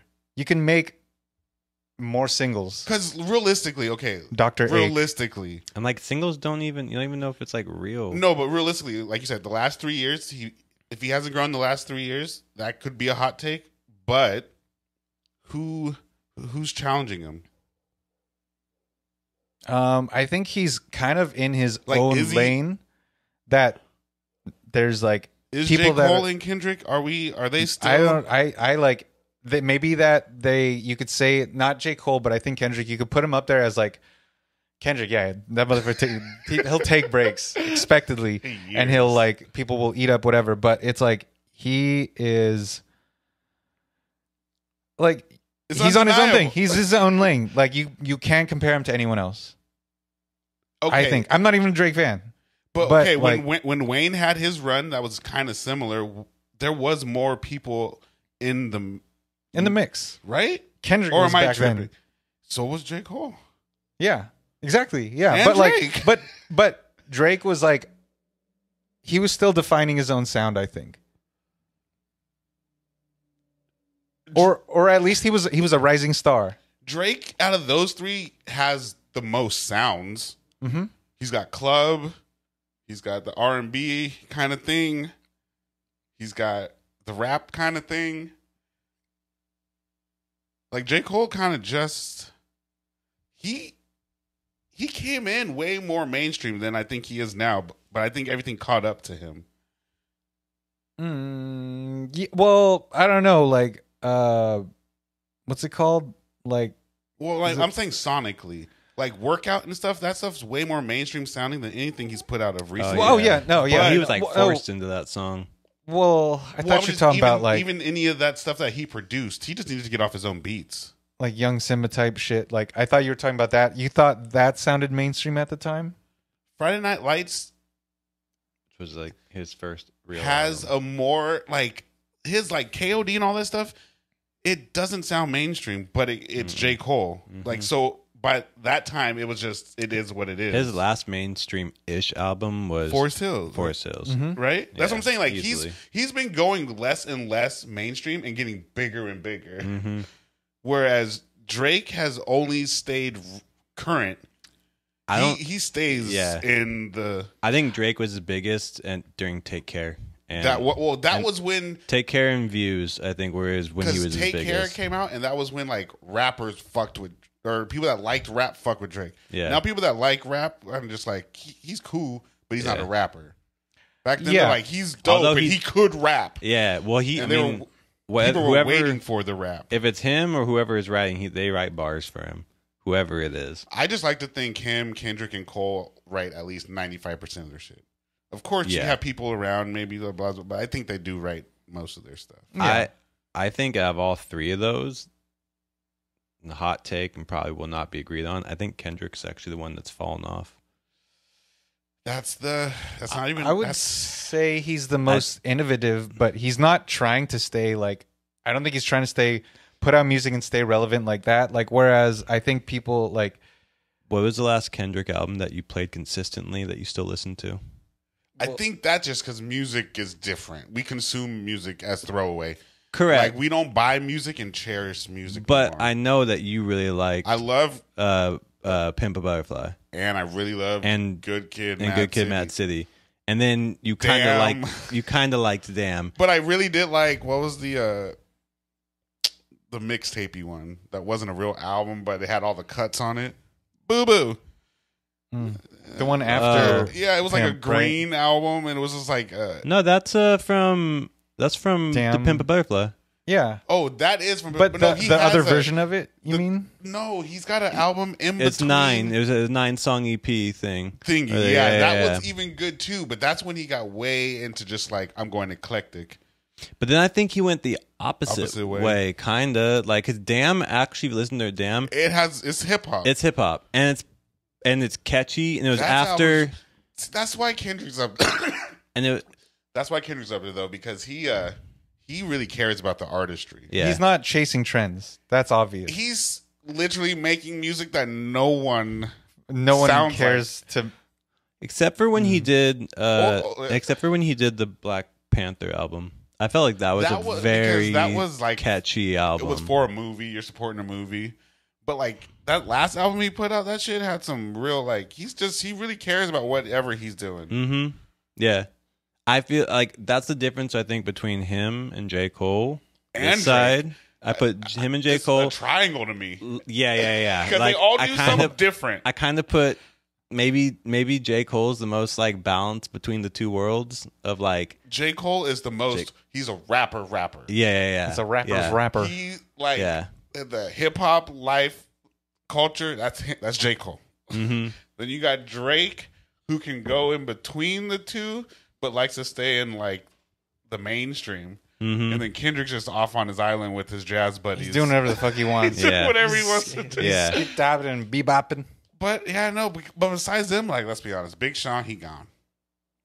I love never the guy, he had hits, but off. like he was never reached. I don't think his songs, the singles did, never reached those pinnacles. I think, like, but he had the cachet to get there. People were looking at him like he could have done it. But he was never a name. I don't know why he fell off. Because he didn't. He was putting out good music. Yeah. I don't really. It's weird. Kanye. It could be though that Kanye kind of murdered him after. How about those Kanye leaks? I love Kanye because he's an actually good artist. Do you think he leaked it? Because how are you just gonna have 86 or 80 160 gigs leaked? Like that doesn't videos, interviews. Yeah. I'm like, how does that just get leaked? Like, but that's what I'm saying. It's super planned out. Like, yeah, you know, like is Kanye leaving his shit anywhere? It's like he don't leave nothing nowhere. No, and like why you can leave like you just have your hard drive plugged into and then somebody hopped on. Someone just threw out 160 gigs of shit. Yeah, they're just waiting to see his ports open, and he's like, "Oh, I'm gonna Kanye's like, I'm in there." Like uploading that took a day or two. For real, we know what YouTube's like. Leak, bro. Yeah, you know what I mean. But no, that's the thing. We need to get back to like it. It gives the ambiance season. It's giving it spooky season. Those artists are like they make good albums, dude. We just consume music different nowadays. That's, I we just consume agree art. With you. It's all everything's bite sized, so like that's why streaming, now, singles, so like, TV shows, movies, all that stuff is. I think streaming services messed up a lot of things, movies and music, because it's like you don't have to like have the anticipation to like wait for something or like to get it or like fucking going to a movie theater and staying awake type of thing. You know what I mean? If all right, Grandpa. Well, no, you know what I mean? But I get what you because if you can do comfort at your home, that's like it's so different. You can just stream this shit. Yeah. Oh, if it takes me 3 days to watch this movie, it takes me 3 days. Well, some shit like I will generally like.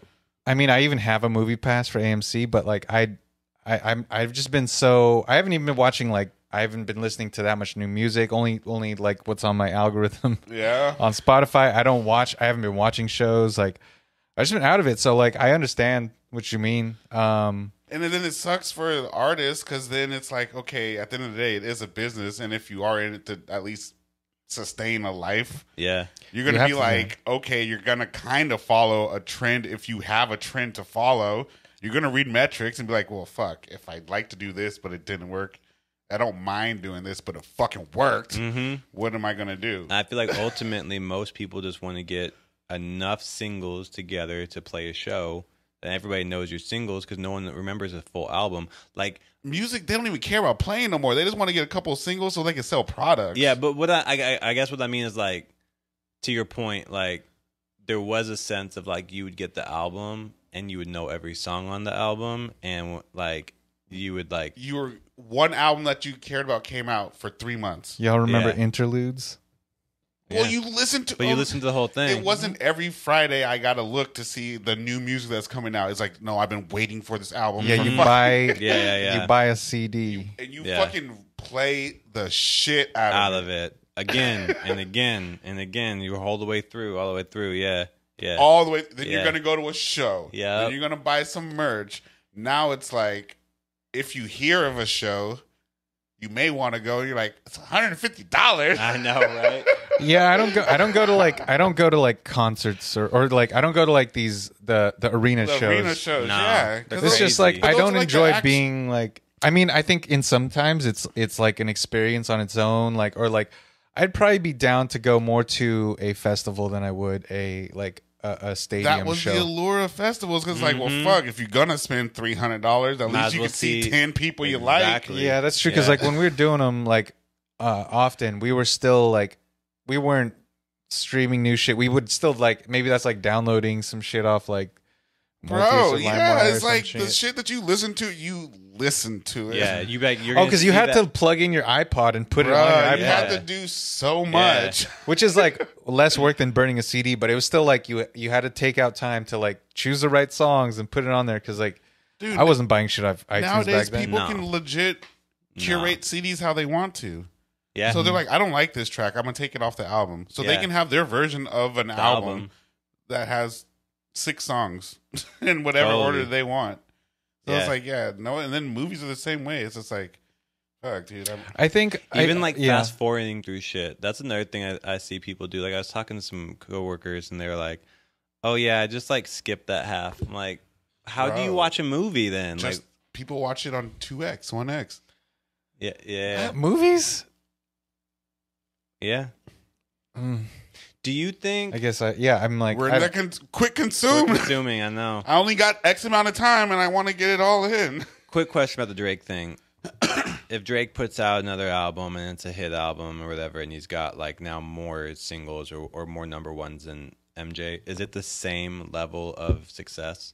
And then at that point, does that mean that like nobody's success now can ever match success of the past? No, but it's like you should put it into. I mean, you can do whatever you want to do, but you should know if you're a fan of something, the lineage. And if you know the lineage, you would know it's not a level playing field putting different generations together. Well, it's exactly like sports. It's like LeBron and Wilt. Like, those are two different eras. You can't compare them. You can't compare, like, statistical things because it's... And, like, a fan now, like, a young fan, they don't know who the fuck Wilt Chamberlain, Bob Cousy, fucking these... But it's not even that. The game was different. The game was played different. Well, the game was different, like, massively different, like, 10 years ago. How do you think MJ... 20... Even 20, like not even 20 years ago. How do you think Michael Jordan then still holds on to the fact that they call him the GOAT? Shoes. Is it just because he kind of doesn't though, and that's like everyone that's been right there. He's always been like, well, I got the rings. Well, you know, I got the Nike brand. I got Jordan. It's like he's just holding on to because I mean, the only one I guess you could say is right now would be a Kobe or a LeBron who did better in their careers. And I think Duncan did better than LeBron. Well, but I think the whole thing is he's ingrained in the culture. Not even just the look. It's the look. Yeah. It's the look. It's the look. Sure. That's why I said those names. Yeah. They all have the... Duncan didn't have like the same ego too. Like, did he ever even have a shoe? That's like... I just know he wore shoes. I know. That's what I mean. Like, that's kind of like, did he even have a signature shoe? Well, like, look at like...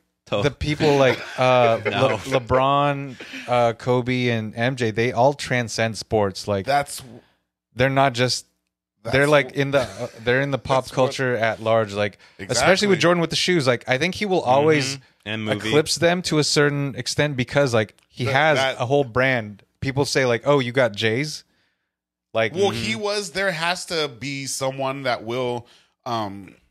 Change the game as he changed it because before him there wasn't the whole players have a shoe. But I mean like unless there's another brand, but like now Jordan is signing these other players, so they might be a better player in every metric, but like they're still under Jordan.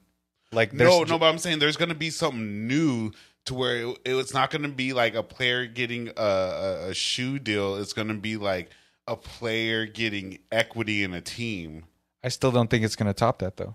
You don't think so? But like maybe in 50 years, but like the game is not going to radically change its format to where it will be crazy. But like even if a player owns a team, it's not going to be the same as like, oh, Jordan, Kobe, LeBron. But if they're playing and own a team at the same time. If LeBron goes and owns a team, I still don't think it's going to be like the same. If LeBron goes and owns a team and he does it better than Jordan, all he has to do is win. All he has to do is not that hard. That's exactly all he has to do is own a team that wins. That's what I mean. Like that would be the one. But you know who's already done that, and I guess it didn't get much hype was didn't Larry Bird do that? Pacers? I don't think they won anything. Oh no, never mind. It's Pacers he owns. I forget. Yeah, wrong team. Pacers. Yeah, wrong team. I was like, I don't think they won anything. Maybe a conference. Yeah, so he could. That would be the thing.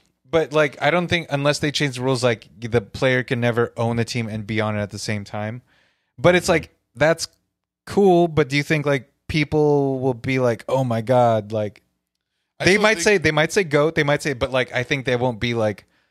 It won't shift the sports like these individual people did before.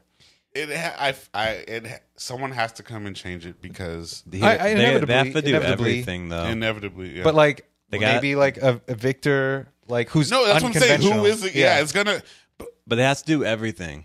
No one thought it was gonna be LeBron. No one thought it was gonna be Kobe. Not only did he have rings, I think he was a model for Hanes or something at Who? Michael Jordan. I think he did a lot. He did Fruit of the Loom. Fruit of the Loom. That did. But not only did he have rings, but he had the iconic dunk. He was, and so you have to be the best. But then have like a thing that goes like, did you see when he did that thing? And it's like remembered for like, because like the iconic dunk is it's used for everything. Yeah, you're gonna think like dunk contest. Like there's been better dunks than that, but it's like his will always. His was always the one remembered. If it's on YouTube, it's going to be remembered. So it's like all this shit. Someone could, though, because you just imagine someone jumping through the roof. imagine a Vince Carter dunker, business mind of an MJ, social acceptance of a LeBron. I mean, look at Blake Griffin. He jumped over a fucking car. But look at yeah, Blake but Griffin. he didn't I know, have I'm it. saying. He didn't have But the, he's a black he didn't ginger. have the Just look juice. at him. he didn't have the juice. You gotta No, but have yeah, the no, but I'm juice. saying like he's got charisma. He's like, but it's like you have to be the best, and you have to have something about you. But Stars got a line too. I 'Cause, feel mean, like if Steph Curry was a dunker, he would have been able to do it. but he's Steph's like gonna go down. Like Because he's got the people love him.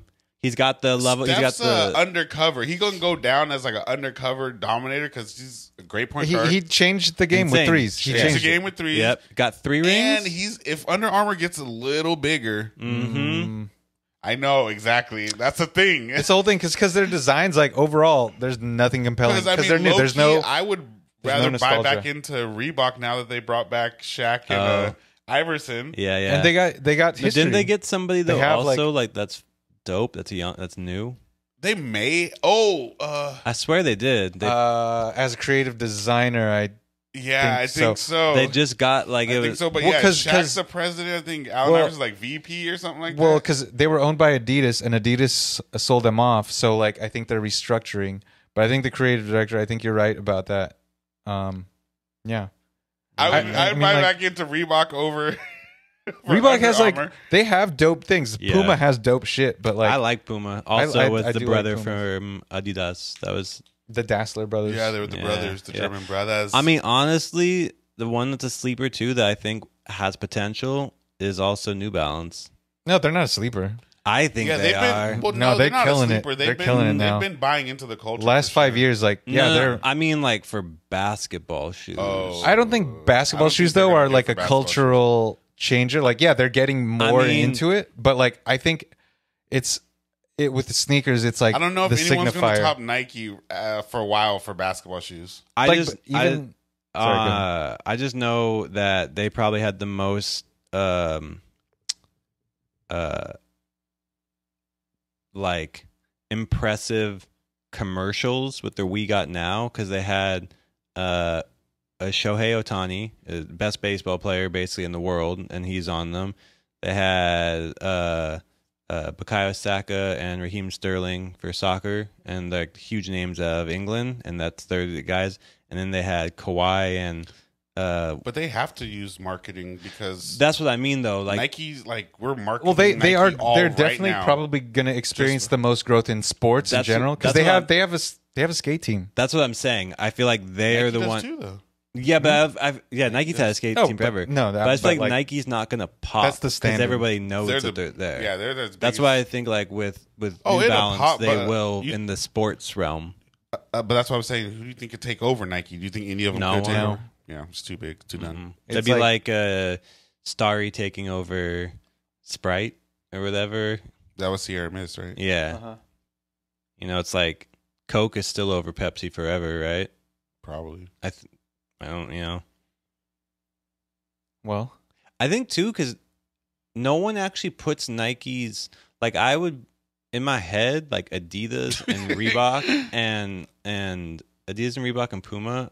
Like Reebok and Puma, Adidas kind of right here, A little bit higher. yeah. But then like Nike it's does just right above. it does different. Like no, like they're all those shoe companies don't have anything that has the just like simple. I mean, I think I would disagree because like I think it comes back to the amount of heritage models you got, the retro models. Like Nike just has more, and they could bring them out and everything just because the amount. Adidas has a shitload too. I think they're trying to do like all these crazy things, and they're like, I think they've They're trying to do a finally little too come much, around. yeah. They finally come around to like, oh, let's like just embrace these like They retro should've never models. fucked up with Kanye. Well, I mean, yeah, That was their that was their only momentum. only thing they had That because was their like momentum. their dude. Ultra Boost, they rode That fell every off. they had Yeah, like the NMDs, Ultra NMDs Boost. They fell just off. they didn't do anything with Kanye them. was like kind of like he That was the only thing that was like really exciting. It And even was. like even compared to Nike, like Nike doesn't. They, They have a don't do couple. that. They have Yeah, like they don't they do have that. the ISPA line, the ISPA. Like which they do crazy designs, but like they're not moving the needle in you're the right. No, mainstream. Kanye like was Kanye's kinda the only pushing one. Like up Adidas cachet for sure. That Yeah. he pushed them up to right under Nike because there was a little bit more of a gap, and now they're like right under. But then, Nike. like, I think even before like the business turbulence, like he like because he was so different, you had to keep innovating, but you can't like keep up that innovation push all the time. Yeah, because you're gonna just like you max out somewhere. Yeah, you just because it was different when that shit was coming out. Yeah. Oh, speaking shoes and basketball, you saw Shai Gilgeous he signed deal with Skechers. Who? Shai Gilgeous-Alexander. Really? They don't look half bad. The fucking Skechers logo, I hate it. Is it just the regular S? It's the same thing, but like the shoe itself ain't bad as a basketball shoe. They're trying. They got Snoop and Martha. Yeah. That's for their posturepedics. So... I mean, the oldest... They had like fucking... Didn't like Kim K or something have a thing at once? Like, because they had those like ones where you can like... If it ain't a hill, no one's buying a Kim K shoe. Nike's been around... Is the youngest. I know, only like the 80s or 70s, right? 50 or 60s. Blue Ribbon 60s. Sports. Blue Ribbon Sports. Yeah, but Adidas and Puma are 1940s. Dang. Yeah. And the first Nikes were modeled off of the Tigers? Onitsuka Tigers. Onitsukas. Yes. There's actually there are 3 different shoes that are used basically the same thing. It's the Tigers, the Cortez, and something else. I can't remember what it was. Maybe like I think Asics and Onitsuka have like there was something with like they sharing modeling or like manufacturing. Then one of them would like relabel it or something like that. Yeah, because like the Onitsukas were like the unbranded Asics. I can't remember exactly though. Dude, Under Armour's younger than all of us. Yeah, they're like 90s, 2000s. Yeah, they're boo boo. That logo's fucking garbage. They need to change that shit. But you know what they're huge though around is the Rocks shoes. No, like Under Armour is like all active of like so it's like they're definitely for gym bros. Football, like all of the warm ups, probably baseball too. I'm guessing baseball. Like a lot of them, they're very American. I was gonna say very East Coast, like very like working in a construction kind of thing. Carhartt. Well, yeah. Well, speaking of shoes and then basketball shoes in general, how about that NBA coming back? Sheesh. You excited? We just actually I know we're pretty nerdy got that dad energy, but we got that we had an NBA fantasy league draft last night. Y'all gonna get worked. Me and these two guys, and then shout out the rest of the league. Shout out Nufo. Shout out Carney. Shout out Raj. Shout out Ron. Who else is in that? Jim. Endo. Shout out Big Jim. Shout out Endo. One more. Oh, Eddie. Shout out Eddie. And then us. Eddie and us. Shout out us. Yo. Hey. Crazy fact. How old do you think New Balance is? I know 80s or something it's like that. 73. 1906. Wow. 117 years old. And nobody likes them. I fuck with them hard. That's crazy. That's crazy. What kind of New Balances were people wearing in 1903? Those Chelsea boot New Balances. Damn, they were like Doc Martens back in the day or something? That's crazy. I mean those sneakers weren't sneakers until like the 50s or something, right? It was a New Balance arch support company. They just manufactured arch support. Gotta find your niche. So that's how they started. It was the New Balance. Sorry. Anyway, fantasy back. All these guys are gonna lose. Anybody care about the WNBA winning title? Aces? I mean, I'm a Kelsey Plum fan. I don't know who that is. Yeah, I like Candace Parker. CP. Yeah, I know like the popular players. Tsunami or whatever her name is. Sue Bird. Her, but the other one's like Tusamari. Sumari. I think she may have retired. I don't know. I don't know any. I could pretend. What would make it better? What would make it better? I don't know. I feel like there's been a lull. What would make you care about There's it? been a lull in marketing and stuff. Like it's not in the public eye, but at the same time, it's like I don't know. National Women's League, National Women's Soccer League is like. I feel like there's not a huge marketing push with that, but there's a lot of buzz around it. Like I'm down to go watch a game. I think it looks cool, but like and that's brand new, and so I don't know what the WNBA can do to like raise its cachet and stuff like that. Like, I might go see a game, but I'd probably rather watch like a women's football game first before WNBA. Marketing. I think they should just lower the rim. To be honest, they need to be like it needs to be more entertaining. That's what I agree, 100%. Like they shouldn't. They're shooting on the same size rim as men, right? Or same height, 10 feet. 10 feet. I think so. 10 feet. I think the only thing that's the 3-point You line. just want dunks, huh? Well, I mean, I guess everybody that's wants half dunks. the fun in basketball. That's what people go for mainly. Like, what's the best part of the All-Star game? Dunks and deep threes. The dunk contest. Deep throats. And what do they do with the girls? The alley-oop layup contest? I just think the marketing is also bad. Like you're talking about, like with women's soccer, like ever since the Women's World Cup and when they won in 1999, it's been like, they in the U.S. It was the first. The U.S. team won the World Cup. Men didn't do that. They used that to their advantage. I think they also used like the women's rights with Megan Rapinoe really well, and I think they did that. They really tied that in, great with like. Push for equity, a mixture of equity and women's rights, and also like LGBTQ. Just because Megan Rapinoe is. I mean, if you look at it, like girls are playing soccer from a young age, and so like it's like why not like Basketball just go all in? No, that's what I'm saying. It's like what are they doing that WNBA is not doing? I think because there's both you grow up with these. There's an attraction thing, I think, too. Perception. I think, what do they look like? What I think that's a big thing. Everyone's even the dudes on Back on Fig are talking about that blonde haired soccer girl because of what? Oh, Alicia. Because of why? She's bad. Yeah. How many baddies are in the WNBA? Yeah, I mean. I think that's a big piece. I also think then women backing women. I think like it really. Well, I mean, dude, if you had some girls looking like Lotto playing in the WNBA, a lot more guys would care. Yeah, I mean they would. But like, well, I mean, like it's a lot. It's a lot. I think it's like a lot of pieces. I just think like true like I forget who says it, but I think it was like a comedian. I think you've said this, Trey. It's just like if. Like the reason that the WNBA isn't like popping isn't because like men are like no, it's because no one. It's just like there's no. You gotta like no one's buying into it. Yeah, like at least Not for just sure dudes. with women's soccer, like a lot of it that helped was that women really bought in, and then men were like, oh, this is cool. It's entertaining. Yeah, this is cool. Yeah, it's like the same game. Gorgeous. Yeah, I mean, but I think that's like that is a part, but it's like I think it's minimal. Like they're not. It's not making the you watch thing a isn't game. huge. Yeah, I agree. It's not huge. Not it's like huge, you can't but notice that from when you're helps, watching a game. No, I'm not I saying think, it hurts it, but like at all. Like when by you any see the means. pictures of people's faces, and also commercials, because like Alex commercials. Morgan was used in commercials so much, and like besides like a commercial with a NBA player, like the ones that have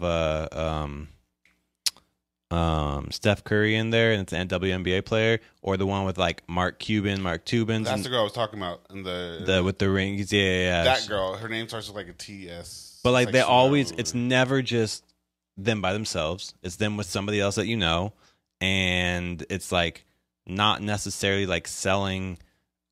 I don't think like always like them as the actual individual. There's like that's kind of like an afterthought. They're kind of tacked on because look at like women's tennis. It's like held in the same regard as men's. There's no like, and like there, it's just as entertaining. Like I mean, I think it does a lot of like marketing. Like they've just failed to market it. It's like I feel like the owners aren't pouring money into that. Like because if you make great commercials for it, like as cheesy as it sounds, like. Great marketing equals like great sales, and the sales being like viewers. It's like they just don't market it. I also think like Sabrina's got a fire shoe too, like better than Booker's shoe, like Sabrina Ionescu. You know, I think some games just don't translate though. Too.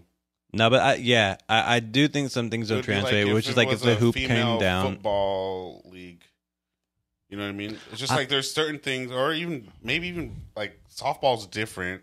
It's a different game, but even female baseball. It would just be like, I guess for football, they probably couldn't throw it as far. The tackles wouldn't be as well. There's no women's like. No, I'm just saying like, if there was. Yeah, but that's like basketball is so fast. Like it's kind of like it's the same. It's definitely the same sport, but like half of basketball is dunking. It's not, but it. Yeah, well, I think it kind of is. Well, you're saying it's perception, and yeah, like maybe they could change the rules, but it's like if they change the rules and there starts to be dunking, like I don't think you'll start watching it. I don't think the average person will start watching it. I think it's like you have to like. That's why I think they haven't changed the rules because. No, I think it's like you have to like change perception first. You're saying it's a perception problem, and I think it's like because there's a lack of push from from owners and the league itself. If the league doesn't care, why are you supposed to care? Look how much money the NBA puts into advertising. Even though people are watching all the time, they don't need commercials. Look how much money they're spending on it. That's how much the league is making from advertising. That's the thing. I think that no one's advertising. They're spending. No, that's what I'm saying too. Like, but they're spending money to advertise themselves. The NBA is still spending money. You see, like. Shit all the time for them, but it's justified in how much they're making though. The WNBA isn't. I think that it's not making enough to justify. Well, that's what I'm saying. You got to spend money to make money, and they're not spending any money to like push out marketing and stuff. And like I study marketing. No, I get that, but how much do they need to make to pay? Because if you think about it, a lot of the teams are already owned by NBA or other teams. You know what I mean?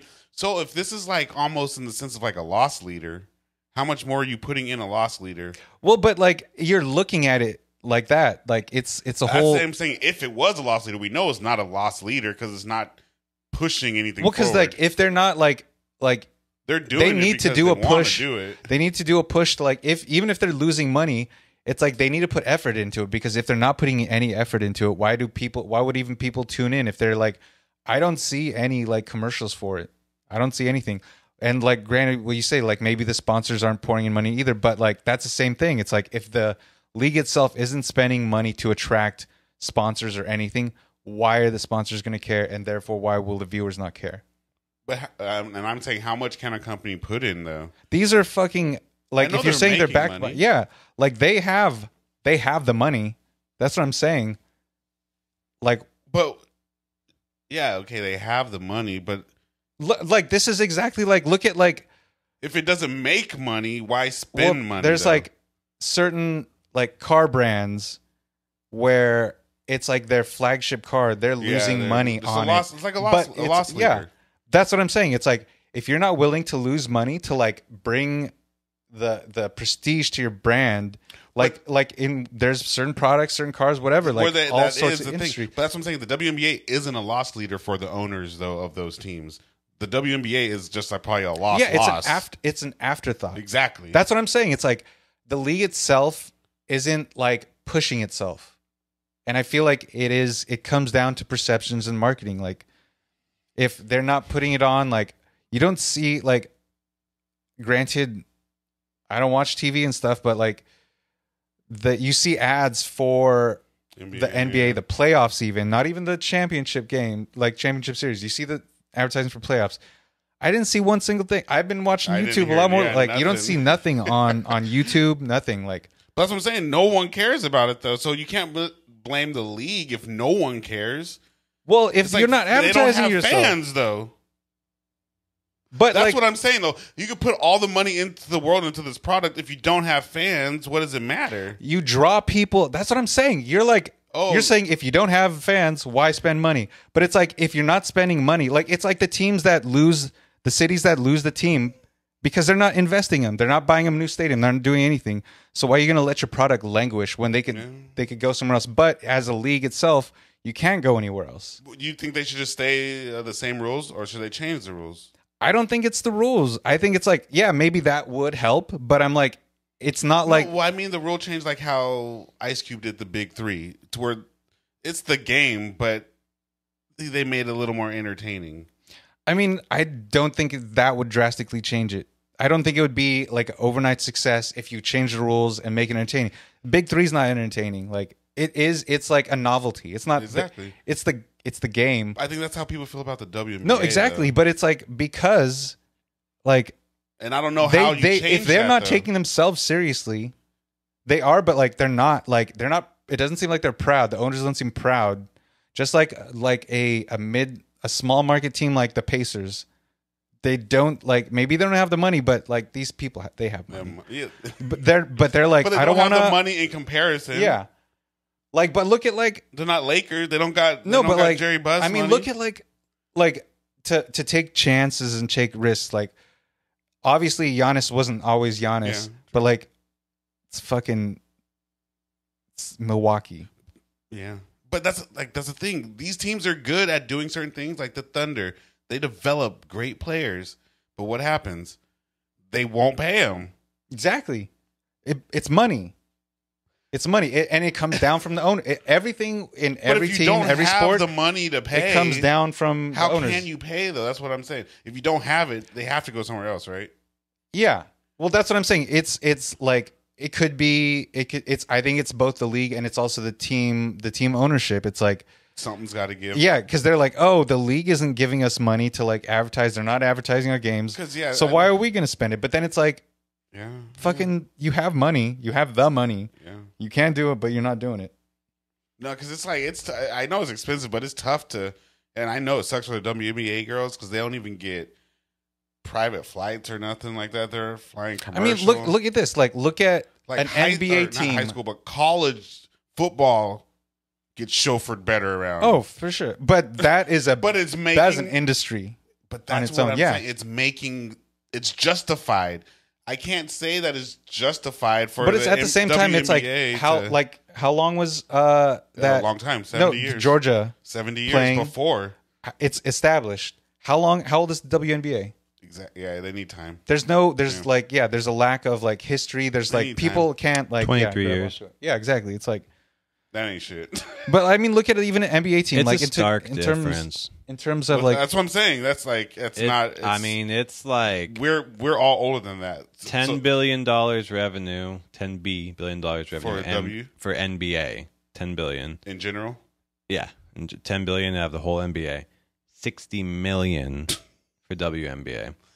Average salaries in the NBA. 9.6 million average like salary. 170 grand. 102 grand is the WNBA.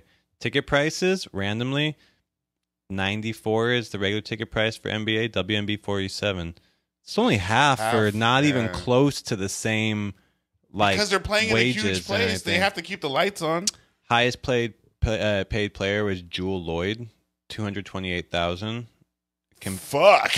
Damn. Yeah, compared to Steph Curry's 48 million. Well, like you see like players that are not marquee players that they're like this is no shade, but like by all means like an average player in the NBA, and they're getting contract extensions for like 45 million for 4 years. But that's what he was saying. Like the minimum in the NBA, I think is like $1 million. And he said the maximum someone got in WNBA was 200. Exactly. Grand. Yeah, exactly. Their minimum is 71,000 in the WNBA. But they got some weird rules, man. Like you have to be 22 years old to be drafted to the WNBA. So they do have a little bit different. So it's a little bit different there. Well, because they wanted the to roster size is smaller. only 12 instead of 15. And instead of lowering the basket hoop, they just play with a smaller ball. And also 10-minute quarters instead of 12. I think the fucking ball looks stupid.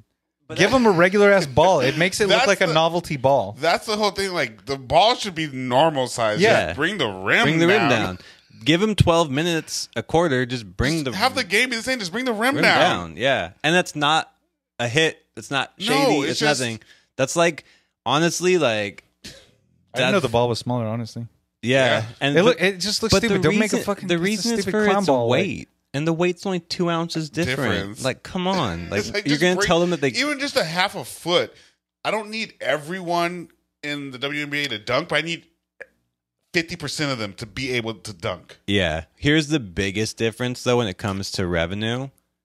I think generating revenue in games, there are 1,230 NBA games a season. Okay. There are 204. WNBA. How many teams are there in WNBA? I mean, I guess it only must be like not 30. Less. Yeah, it must be 15? Yeah, it's a lot less. Yeah. A lot less. Oh, wow. NBA, they play 84 games. WNBA, they play 34 games. So, I mean, like, and I get it. That's all for being able to pay people, and that's like keep the lights on, everything like that. But that also would mean that you're missing out on advertising that comes in because from games, like from commercials, from all that. And most of these teams are owned by NBA. Mm-hmm. Yeah, so there is money. So, yeah. But it's because it makes sense. They already have some of the infrastructure. Mm-hmm. They exactly. Yeah, they own, like they own the land of the stadium, or at least they're leased onto it for a long time or something. But when you hear it like this, the WNBA fails to earn even 1% of what the NBA. What I'm talking about. That's like the hiccup. That's the thing. It's like how. And then your question: how do you do that? How do you? I do think you make the game more entertaining, but I don't think that ultimately matters because I don't think we're going to watch it. But the people that if there's women that are playing the game, that means that there's women that are interested in it. And if you capitalize on that, which is what seems to be how other sports bring other people in, then I do think you get more viewers. I do think you get more people to watch games. I just think you need to initially pull the market that's playing the game. Yeah, and it's like, look how like MLS has grown, like huge. It's still not super. It's not very respected by the international community, but like people are just getting into it. Like there's a lot of women's basketball is more respected in other countries than it is over here. Like they can make a living in Russia or China or whatever. Went and played in China. Yeah, it's not even that it's more respected in other countries. It's just the professional league. Because every college girl, they were going to do 8 years in college because they're getting paid. Yeah, they'll stay. They're making more money. They're making more money there than they're gonna. Both those two girls from LSU and the black and white chick, they gonna ride 4 years in college, bro, because they're making a couple $1 million. Yeah. Versus if they, which is wild that the drop off is that, and that's why I think the 22-year-old thing's weird because clearly young people want to watch young people play. Yeah, no, it's just because like I mean, look at like I was saying, Sabrina. Yeah, like. I would watch her play. Like, I would probably legitimately. I mean, like. But is every girl that good? No, that's yeah, exactly. But like, is everybody Steph Curry? Like, you can't. That's a rhetorical question. Facts. But it's like, I mean, like, I don't know when games are. Like, I have to seek out this information. If it's not given to me, if it's not like, you know, as lazy as that sounds, as like we become, but it's like, if that's not like served to me, if that's not advertised, like. It's like that one little hump. Like, I feel like if they had one team, like maybe it's an expansion team or whatever, a new one comes out, and they really like put in a lot of money. They are operating at a loss for like a few seasons. Like, but you see that this like they are proud. They're like fucking, you know, they're paying everybody good. They got dope, like, you know, they do things differently. They got dope jerseys. They got I think dope that's court the designs. Thing. Like, you need to do fashionable. Like, I think the future of a lot of sports, especially with like women's soccer teams, have way better jerseys than men's, and it the makes World Cup jerseys too, and it makes people want to buy the jersey and sport it because it looks cool. And I think there is like, I don't know what you would do. You got to figure it out. What would make people like want to rock something, but make it fashion, tie it in with a collaboration, have a drop with something. Like, I think that's what hypes up the younger generation that is gonna maybe buy in. Yeah, because like I have no idea. I'm gonna take Marlene to her first like NBA game, Clippers. And she's like, I was like, I had to agree. I was like, she's like, sports stuff isn't cute. Like, even not the jerseys, but like the gear and stuff. Like LAFC, I think like they do it, and like these newer teams with like good design marketing departments, like they're doing it. Like the fucking the pink. Mm-hmm. Ish jerseys for LAFC or the warm-ups or whatever. Mm-hmm. Those are dope. Like I want those. But it's like NBA, it's still, I mean, there's just as many like women fans, you know, the NBA, but it's like most of the gear, it ain't cute. It's like besides the jerseys, they're kind of like whatever, you know. I think maybe it's not supposed to be, I mean, maybe it is supposed to be cute, but it's like if you're a female, you're wearing a man's jersey. If you're a fan, no, of that. but I'm not saying that. I'm not even saying like the jerseys, but no, like I'm saying you're saying like how it looks and stuff, and yeah, but in that sense, it's like get like not even like, yeah, they watch, like a lot of women watch it, but they're not gonna be wearing gear. But like if they had like a cool collab, like say like with like human race does some shit, it's like people will wear that shit that don't normally, they watch, they're a fan, but they don't wear the gear. And it's like the same thing. Like I think you could do that with like any sport, male or female. And it's happening more. I mean, the new wave of that Barcelona drop that just happened with on the Nike story. I agree. I particularly don't really like it, but no, like, yeah, I agree. It was kind of whack, but like it's different. Trying. But the fact was that Barcelona did a drop with Nike. Like that's, and I know that PSG when does PSG did it with Jumpman, because they were I think they're the only team sponsored with Jumpman, and they also have Goat's their sponsor too. And it's like they had collabs that came out from that, and it worked because it was like, okay, this is kind of hip. I think there's possibility there. Ultimately, that takes a lot of money too, though. I don't know anything about even just to have, I feel, the faith in a creative department as a brand like that to go that hard on something. Yeah, and they have the money to fail. Like they could fail. You know what I mean? Smaller stuff, I feel like they have to follow the trend. Well, I mean, if you look at exactly, like sometimes you have to make a whole new brand to experiment, like Carhartt Whip, like But I mean, that's just how it is. Like, you want to be experimental. Like Nike, I think they're such a staple, but they make a majority of their shit. It's like very ugly, whack shit. Well, their new stuff, everything that they're selling now is retro. Is that, well, no, that's not everything. That's what sells. That's what sells. Well, that's also, like you said, we're in this coastal market. You're right, we want the cool shit. We get You're right. We define the trends for I was talking about it's completely like fine to have like the bad shoes. the $100 the $90 Nikes that are like not a retro, not a thing, but they're like a shoe that just what you buy from like fucking Target or whatever. Like, why are you caring about your shoes? These are shoes. You put them on your feet. You walk around. That's what it is. You walk on the floor with them. You're absolutely right, though. But that's the marketing, like you were talking about, who it's catered to. It's catered for us. It's catered for the people like, ooh, that's trendy. I know. I was talking. That's hot. For me. I buy too many shoes. And I want to buy more. That jersey is fresh. It's actually slim fit. I can fuck with it. Dude. You know what I mean? It's like at the end of the day, so the many athletes are jerseys. like, it's a jersey. I don't care what it is. Yeah. But they know who they're targeting. There was a Thierry Henry drop, and I was like, I don't need it at all. Yeah, just look at that. Look at that, like born and raised shit. But born and raised LAFC. Like that is like that's just crazy. But it makes sense, and that's why we would buy into it, because like, oh, if you're kind of like, that's like some home. That's local. And that's some local. Shit. Yeah. I can rep that. Like, they're not afraid to put a couple bucks in the creative department. No, and that's like, it's like hiring some young bloods with a little bit of get your market. Get the sports team with like, it's not it's a big budget relatively, but they're like compared to born and raised, that's like not. I mean, that was so they took a shot on someone. Someone had an idea, and they said that's kind of like what Clippers did 2 seasons ago with Mr. Cartoon. Yeah, he did their.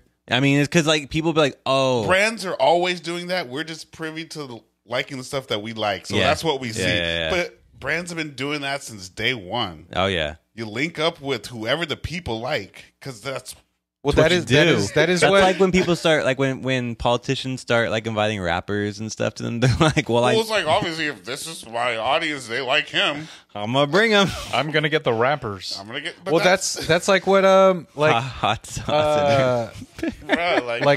Undefeated is a sponsor of Birmingham FC, and then that's like great for them. I don't think they knew that they were gonna get Wayne Rooney as a coach. That's crazy. Wait. And Birmingham, and they're invested but Tom Brady is like a owner. That's pretty crazy. That is pretty crazy. Well, that's like how shout out Undefeated. Yeah, that's nuts. That they. What did they start as? They're like sneaker store. It's only a store, right? Yeah. Storefront. I mean, they have their own. So it's like a Cool Kicks. I think it's above Cool Kicks. Damn, but why are you looking at Cool Kicks like that? Because Undefeated is like Club. I think they're above that because Flight Club only sneakers. Okay. This is like, say, like you say Stussy, not that big, but like they make their own clothes, somehow but they sell Stussy's other brands. Like I mean, like, no, they don't. But like, they have collabs with. I would brands. say like when Active was in its heyday. Didn't Stussy just do a release with Born and Raised? Coming back around again to where they're like, yeah, Stussy's they've been in it for a while. They're like OGs, definitely in the game. So kind of hang out there. Supreme ain't going nowhere. No, Supreme's fucking garbage though. You know, saw Tremaine Emery quit, and then they hired like 2 white people to be like cool that they got a woman on there, but like it's like 2 white people, and the whole problem with Tremaine Emery quitting was like it's pretty structurally racist over here, and then they I did see a funny meme about him though. It's like, this fool complains so much about all these social injustices, and he's got a white wife. It's like, you should be right at home, bro. I mean, it's funny when you like. I mean, I can't say I got a white girlfriend, so you know. No, but you're not out here just saying. No, that's true. Quitting your job. Well, hey, like I mean, I'm pretty loud on these social injustice things. No. But he was like, you know what I mean? It's like, it's like being Dr. Umar and going home to a freaking. Oh, you're gonna compare Tremaine Emery to Dr. Umar? It was the shoe fits. I don't know if that Nike Supreme collab shoe fits. This jersey's pretty fucking hard. Which one? The Birmingham one. Oh yeah, it's dope with the undefeated logo on and the Nike and it's black and white. I want it, but I was afraid that the Tom Brady stands would get on it, but I don't think they are. So I'm like, I kind of want. I might fuck with the hoodie, yo. That's what you do as a brand, dude. That's brand awareness. Yo, just scroll down. Oh yeah, that's hard. Yeah, just scroll down that page and look at like how everything is. But they know who they're 100%. That's why your 100%. Eyes and your eyes. They've been in it too.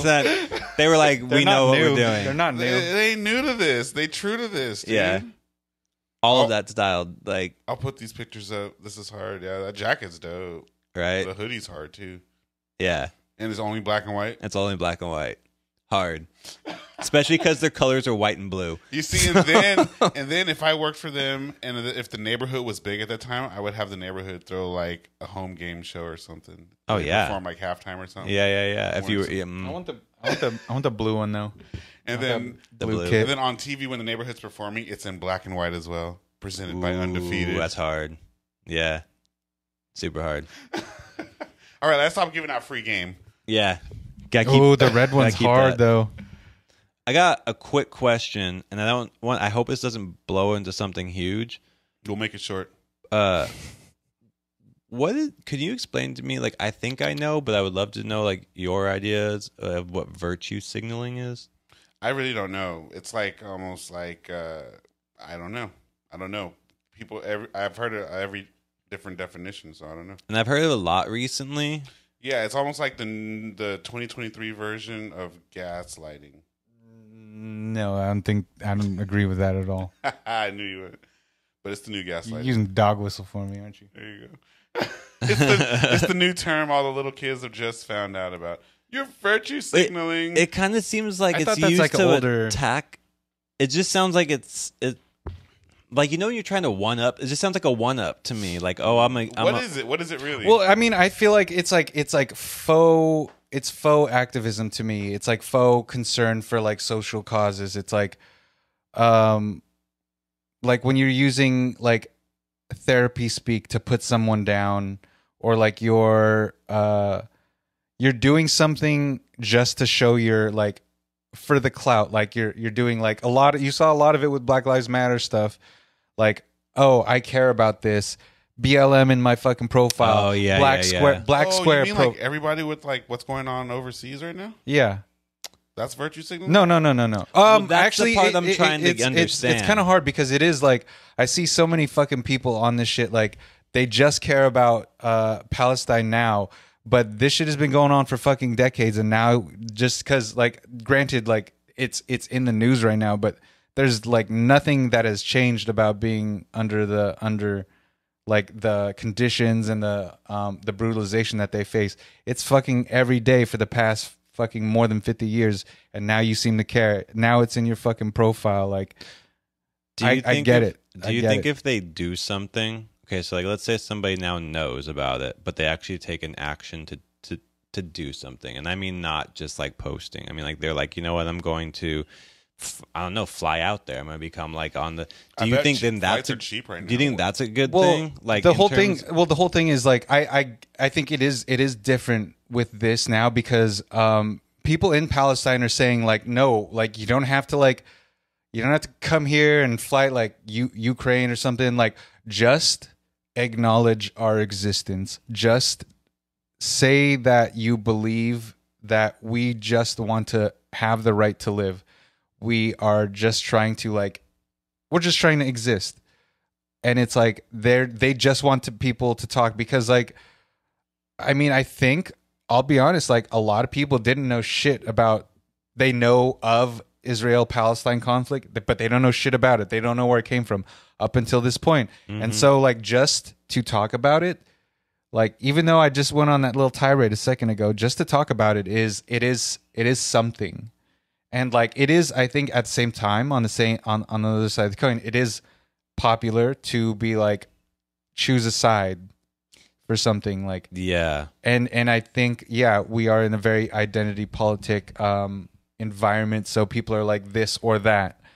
But like with this, do you feel like I feel like some people aren't choosing a side, but they say something, and then the recipient of what they like. The people on the other side of what's being said are choosing the side for the speaker. Like if you were to say, "Oh, I think bombing Gaza Strip is bad," then it's like, "Oh, you're for Palestine." It's like, and then it's like, well, it's like, I'm just saying, like killing people on all sides of things that are innocent civilians is bad, and then like, well, you didn't say this, and like, like, what am I supposed to go through every single moment in history and say like, oh yeah, I was against all that? Like, no, it should be no, I'm against all.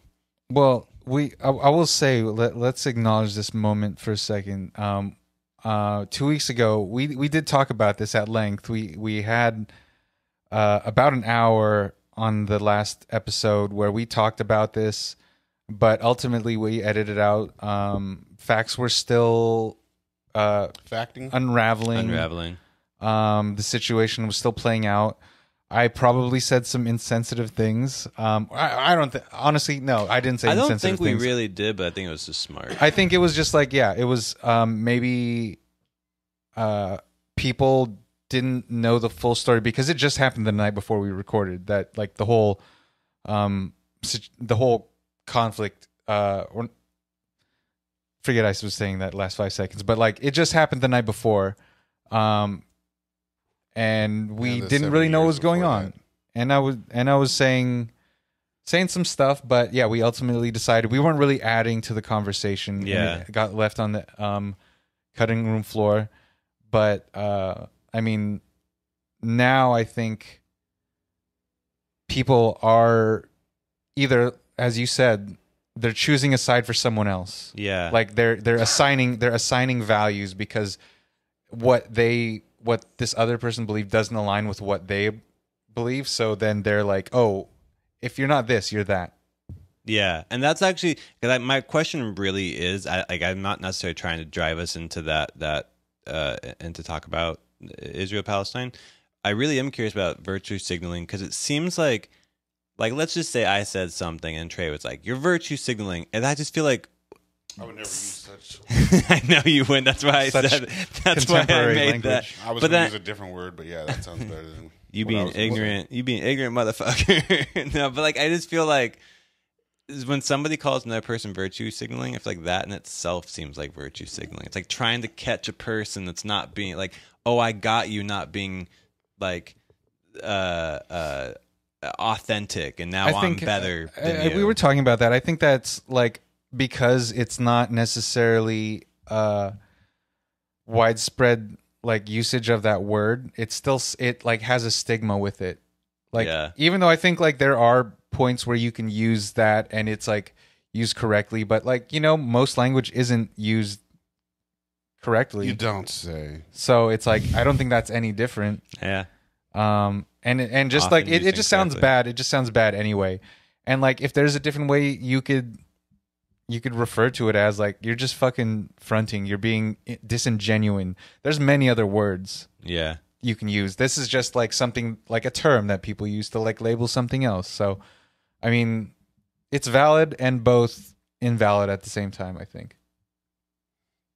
I get you. An enigma, if you will. Yeah. Does a tree make any sound if it falls in the woods and no one sees it? Does a bear shit in the woods if you don't smell its poop? Mm-hmm. Did We'll the never tree know. fall? In It the did bear's fall. poop. It did fall, but no one was around. So we don't know if it made a sound. Well, it was How do on we know if it fell? live streaming, so we do know. Because it made a sound. we walked by it yesterday and it was up, and we walked by it today and it was down. Maybe somebody just laid it down peacefully into Well, a manger. regardless, it got down. it got down. It got down. It We got just wanted down. to know if it made a noise. Make a No one was there. noise. Hey, you one make a heard it. noise? No, it's like people only care about whatever they want to care about. Whatever fits the foot at the day, it's cool. Let's talk about this because they talked about that. No one has their own opinions. It's too dangerous to have your own opinion. So I mean, whatever. Do you have an opinion on this? Well, I mean, of course I have an opinion on this. They just want their shit back. Well, let's talk about like I mean we that other Imagine stuff. if the Native Americans did that to us, dude. Yeah, it's already widely thing. Like let's talk about like what is like America's into role in all this? Like what do you feel about America's role? Like either you Well, chime we're in. already in bed with them. We pay Israel to do everything, so whatever they're doing, we're doing. But like I mean, So it's, if we're out there killing them, we're well killing they're already using our bombs to kill people in Gaza. Like what do you think? It kind of is exposing the hypocrisy of like American imperialism if we're sending like fucking aircraft carriers and destroyers out there to like what are we fighting? The same thing we fought in the Gulf War, the same thing we fought in the Iraqi War, the same thing we fought in almost every war. Do you think that's becoming more apparent to the general public? We're fighting people waking up, man. Would you say we're decalcifying the pineal gland? No, I'm just saying. I'm just being funny. But no, dude, it's just the same thing. They keep not. I'm gonna stop using they. Powers liked to apply force because they know what happens when you apply for. Not they. Powers. You know what happens. No, you can use they in that scenario. We know what happens when pressure is applied. Equal or opposite force is put back, right? So if they apply a pressure, they know what they're going to get back, and we're just playing into the system. Let's fight a war. Let's kill some people, and let's just pretend we don't. Also make money. They did say, who was it? Like Secretary rate. of Treasury Janet Yellen. Yedlin. Did say we can absolutely afford another war, and just like any other times, it's not a war. It's like it's very one-sided. It's very unilateral. It's just like a lot of murder of civilians and just imposing another. Yeah, because I mean, if you check America's war standards, we kind of suck at war. If you check the standards, we've been holding on to either been World War losing. II and the Civil War, and we only not won Civil War, like freedom from Europe. Every other war, we seemingly take a loss. I mean, I guess we would say 1 and 2. 1 and 2. 1 and 2. And I guess we were Civil War. You're a winner and a loser. Yeah. Well, what we definitely lost Vietnam. Yes. Well, we didn't. Korean War. We don't call it. We don't call it a loss. We just say a strategic pullout or whatever it was. That's all we ever do. That's what Yeah, I'm saying. We did yeah. that with Iraq. We did Yes. that with. I think we did that with Desert Storm. That's what I'm saying. Yeah. That's Yeah, all totally. we do as people. We go to war and then we say, "Oh, we lost," but we declare victory. Well, I feel like we also like, and I mean we in the sense of, the war, what's it called, like the war, the business war structure, the industrial war machine. Yeah. So I think like in general, we go start a fight to make money, exactly. And then once we're like into the point of like, oh, okay, now we're good. We're gonna stop. We're gonna stop now. Well, it's been going on forever. Like that the U.S. was supplying weapons and equipment to like Germany before they entered the war in World War II too. It's like it's nothing new. How do you think we got AKs? How do you think like we got NASA? There's a bunch of fucking Nazis that ran that thing. Well, I mean, we brought all the smartest and brightest Nazis after. A lot of SS. Here a lot and they went to South America. Yeah, they went to Argentina. Yeah. But like, you know, in just speaking about that, it technically was the American powers that started ISIS. Technically was the American powers that they got the money to Saudi Arabia that flew the planes into the. Of course, we have to create the boogeyman for us to be afraid of. Yeah, like like we technically, if there isn't one, we got to make him. Not only did like Israel basically create. I don't want to say that, but the government helped create Hamas, but as did we sideways, because the money that went to Iran then went to Iran. Mujahideen. Yeah. So Side it's like note, I love that Sacha Baron Cohen's part when he's got the two dudes and they're talking about Hamas and he goes, "But isn't that healthy?" And they go, "What are you talking about?" He goes, "I dip my bread in it all the time." The guy's like, "What are you talking about? You're talking about hummus." Yeah. Sasha. I think there's a lot of things that I don't think that's actually waking people up. I don't think, touching on the whole thing we were talking about with music and like in movies, I feel like news is the same thing. Like, I don't really think people like they're like, "Oh my God, this is terrible. I can't believe this is happening." And then like in a year it happens again. As long as it's not over here. Yeah. That's what people. Was that not NIMBY's not in my backyard? And then when it is like 9/11, then you get everybody coming together. Yeah. But you have to unite against somebody. Yeah. And that's bro, you already seen there been attacks against certain people in our country over this stuff. Oh yeah. I know. Yeah. Choosing words lightly, but it's like that like creating a boogie monster. It's like, yeah, you need one.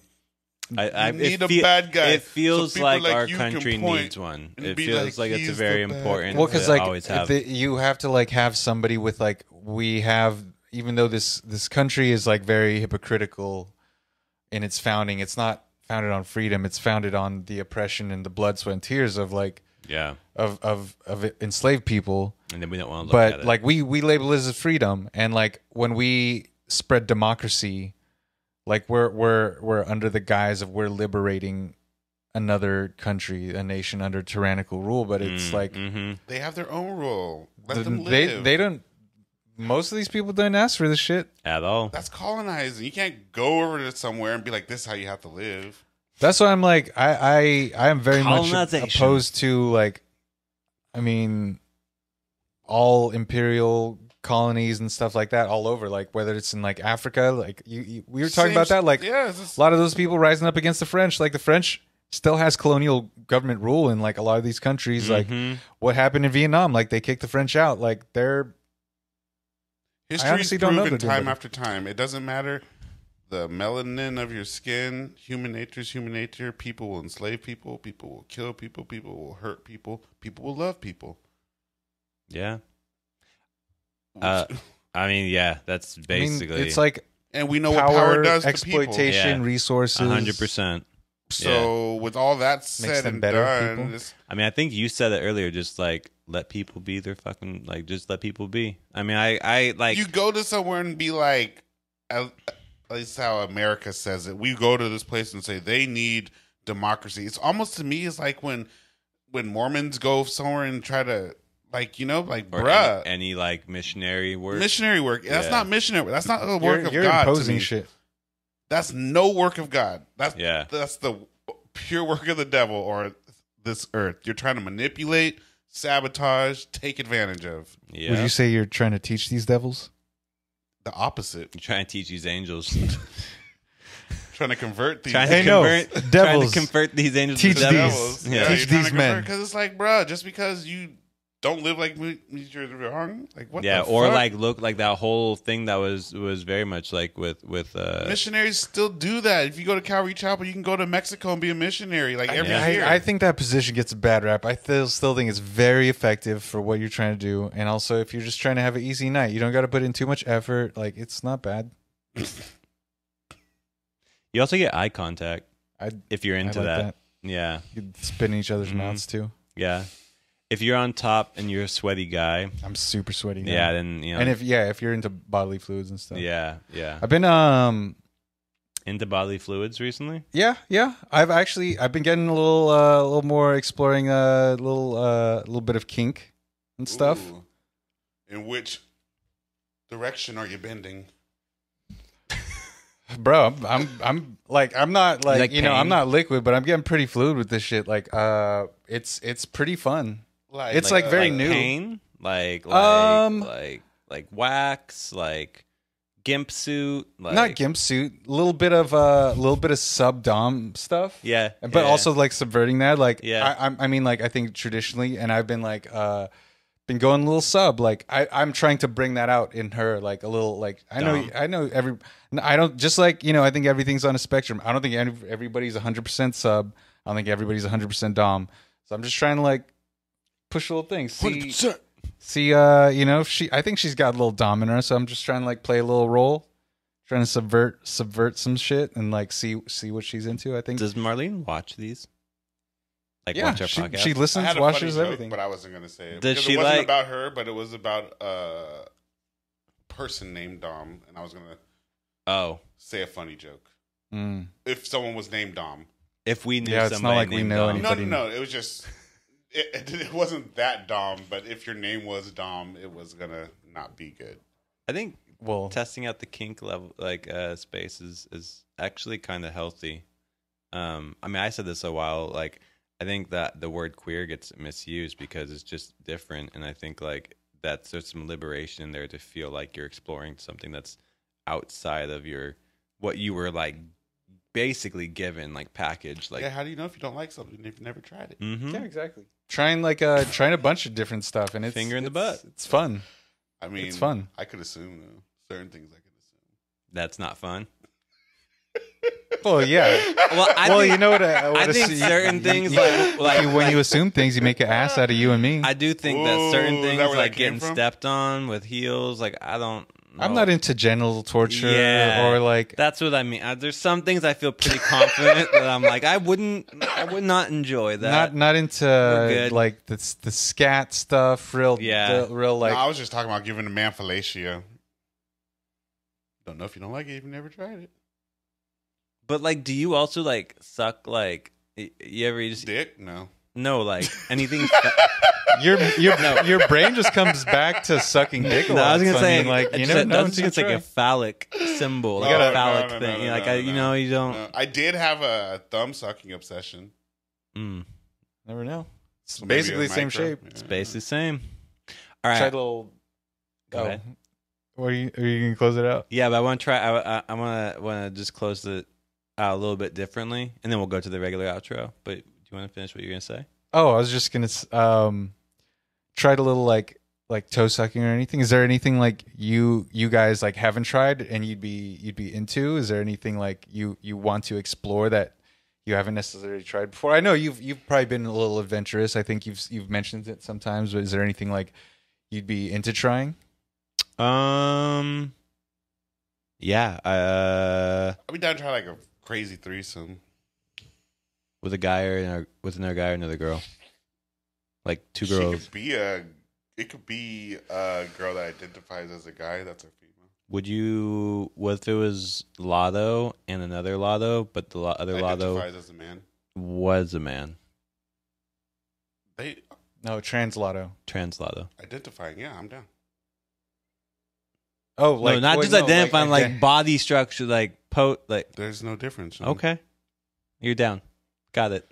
I heard. Anything more like? I mean, like more in the necessary. I feel like we were kink talking about. thing. Yeah. No. You ever do like anything like with like belts or like paddles? I got my first harness. Oh, nice. Sex swing? That's the harness, right? No, harness is like just like leather, kind of like rivets, kind of like shit like that. It's like not even that like it's not even like that kinky in itself, but just seeing it is kind of like is like it's like different, and it just brings up all this like imagery or like thoughts or emotions and feelings of like. I'm really trying to think. I think I could probably just in general like someone could pee on me. I wouldn't get mad. Well, is that something you want to try, or is that like I don't want to try, but I wouldn't be like, oh gosh dang it. I mean, I probably would. I probably would. Gosh dang it. I probably would, because I'd be like, damn, this is a mess. Like, you don't want to get like blindfold. You want to get like that's cool. Strapped. That's like, all cool. Like what's it called? Wait. Restrained. That's cool. Or you don't want to restrain someone else. Maybe do a little pain, like he was saying, like wax. Wax is cool. Restrained, blindfold. I've been there, done that. Would you do a? I've never done that. Would you do a prostate like one of the wands, like somebody like tickles the prostate with a wand? With a toy or it's with a toy, not their hands. With a haven't toy. Been there. Yeah, I mean it's basically the same thing as a finger. I didn't care for that. It's not that bad. It's not that bad. I did not care for that. Well, I also like how. What are you doing? Well, how long? Like how long ago was that? Like, he was like 2 nights ago. Traumatic. Well, did she not tell you? Like, did it just come out of like? Was it like you weren't expecting it? Yeah, because that's consensual. That could be like. That wouldn't be a. Probably had an expected and an unexpected. Both not too down for. Like, I think too, it's like I feel like it's something like you kind of like talk about before, like, oh, you know, like I've had this, I haven't done this before, I've done it like once or twice, but you know, I'm not sure if I like it or not, but like it's interesting, and like you could like maybe like even just, I mean, you like eating groceries, yeah, or like having your groceries eaten. I could pass, but yeah, that I mean, like if she really is down, it's kind of like you don't say no, but also I would never really ask for it. I never. Yeah, that's not. I never really asked for it. That's not what I'm going for to ask for. No. I kind of like it. I mean, it feels great. It doesn't feel terrible. Well, it sounded like you were gonna say it feels great, but then you kind of downgraded it. Do you think it feels great? Because I don't know if it feels. Actually, I was gonna say that, but I feel like it's some girl sucking my nipples. I don't care about that. I think it feels like good, but the only reason why I didn't say great is because I feel like that was probably like too, like, outstanding. It's felt great and bad. It could be. It depends on the mind state. Yeah. Well, like I mean, like I think too. It's more like I think. I'm sure you did that with a partner. I think like that's like I think I definitely want to feel safe and do it with a partner and stuff. But like we were talking about it earlier. Like I'd rather get my ass eat than get a hand job. Like I'm not into hand jobs. I mean, if that's my options, then yeah. If those are my options, but like, am I getting my ass eat? You feel like that's going to lead to something, or you're just pulling up your pants and that's it. Yeah. I feel like when you say ass eating, that's I'm gonna fuck after that. Like, handy is just a handy. You're doing stuff like but no, I'm saying you just get your ass and you're just like right, like at the end of your massage, and then you just get your ass eaten and put your pants on. Well, that was fine. Well, cool. Yeah, I mean, because like you're not gonna like climax or anything. You're not going to come from just like getting your ass eat. No, right? Like I don't think so. You get very aroused. At a certain point, I feel like that would be weird. Like, all right, you can stop. Yeah, there would be a point where I was like, but that's kind of like with like a blowjob. I feel like you can keep going. I mean, but I think it's also like head. I think it's also like I feel like that one can be like I can fall asleep. I don't know if I can fall asleep while you're fucking suckling my asshole. Well, it is like a different position sometimes. Yeah. Jesus. Suckling sounds like yeah. I mean, it is definitely a more like you have to make your ass like available. It's not like head where you can just lie there, you know. Like it's definitely a more active. Also, like it's not like there is a bit difference between like a hand job and getting like your ass eaten, like in terms of. Ooh, at the same time, that's pretty good. Though. It is. That's you didn't say that. But like why? But you were just like, oh, like That's what I was saying. Like, that's do you different. have to? Yeah, it is. It is. That's like how I usually. I don't. That like. That's what I'm saying. You spread your cheeks. Spread your cheeks and lift your sack. Just like this. Just like. Spread your cheeks. All right, I'm kind of over this. Well, no, yeah, that's what I mean. Like but I was just saying in general, it could be like anything else, like stomach. You know. But yeah, no, like I think that's great. Yeah. Yeah, no, that's... Yeah, hopefully, I mean, you do need to require, like, I feel better taking a shower and being clean in that sense. Like, it's not something I can just, like... You don't like coming hot off the press? Like, ride a horse and then... Then ride a horse. I'd be like, I don't. I feel bad. Well, yeah, it's like the same thing. It's like I'm not gonna eat an ass after totally. Like, but you strenuous physical activity unless that strenuous physical activity. But you probably is sexual. go down a girl. Like, you probably go down. Facts. Yeah, definitely. You know what I mean? Just got done running 5 miles. Yeah. Yeah. It's a sweaty ass rave. All right. No, but actually, no. I will. I honestly take that unless it's like if there was food involved within the last however many hours, or like but like if they took a shower and went to the gym, I'll eat either. Ass is a possibility, but you'll eat vagine probably regardless, right? No matter. That's what I'm saying, right? That's what I'm saying. We could have just got off of a fucking 10-mile hike. You're good. We're great. Come here. You're good. That We're rock great. is nothing enough to play for me. No, yeah, facts. All right. Okay, how do you want to end it? What's something you're grateful for right now? Ooh,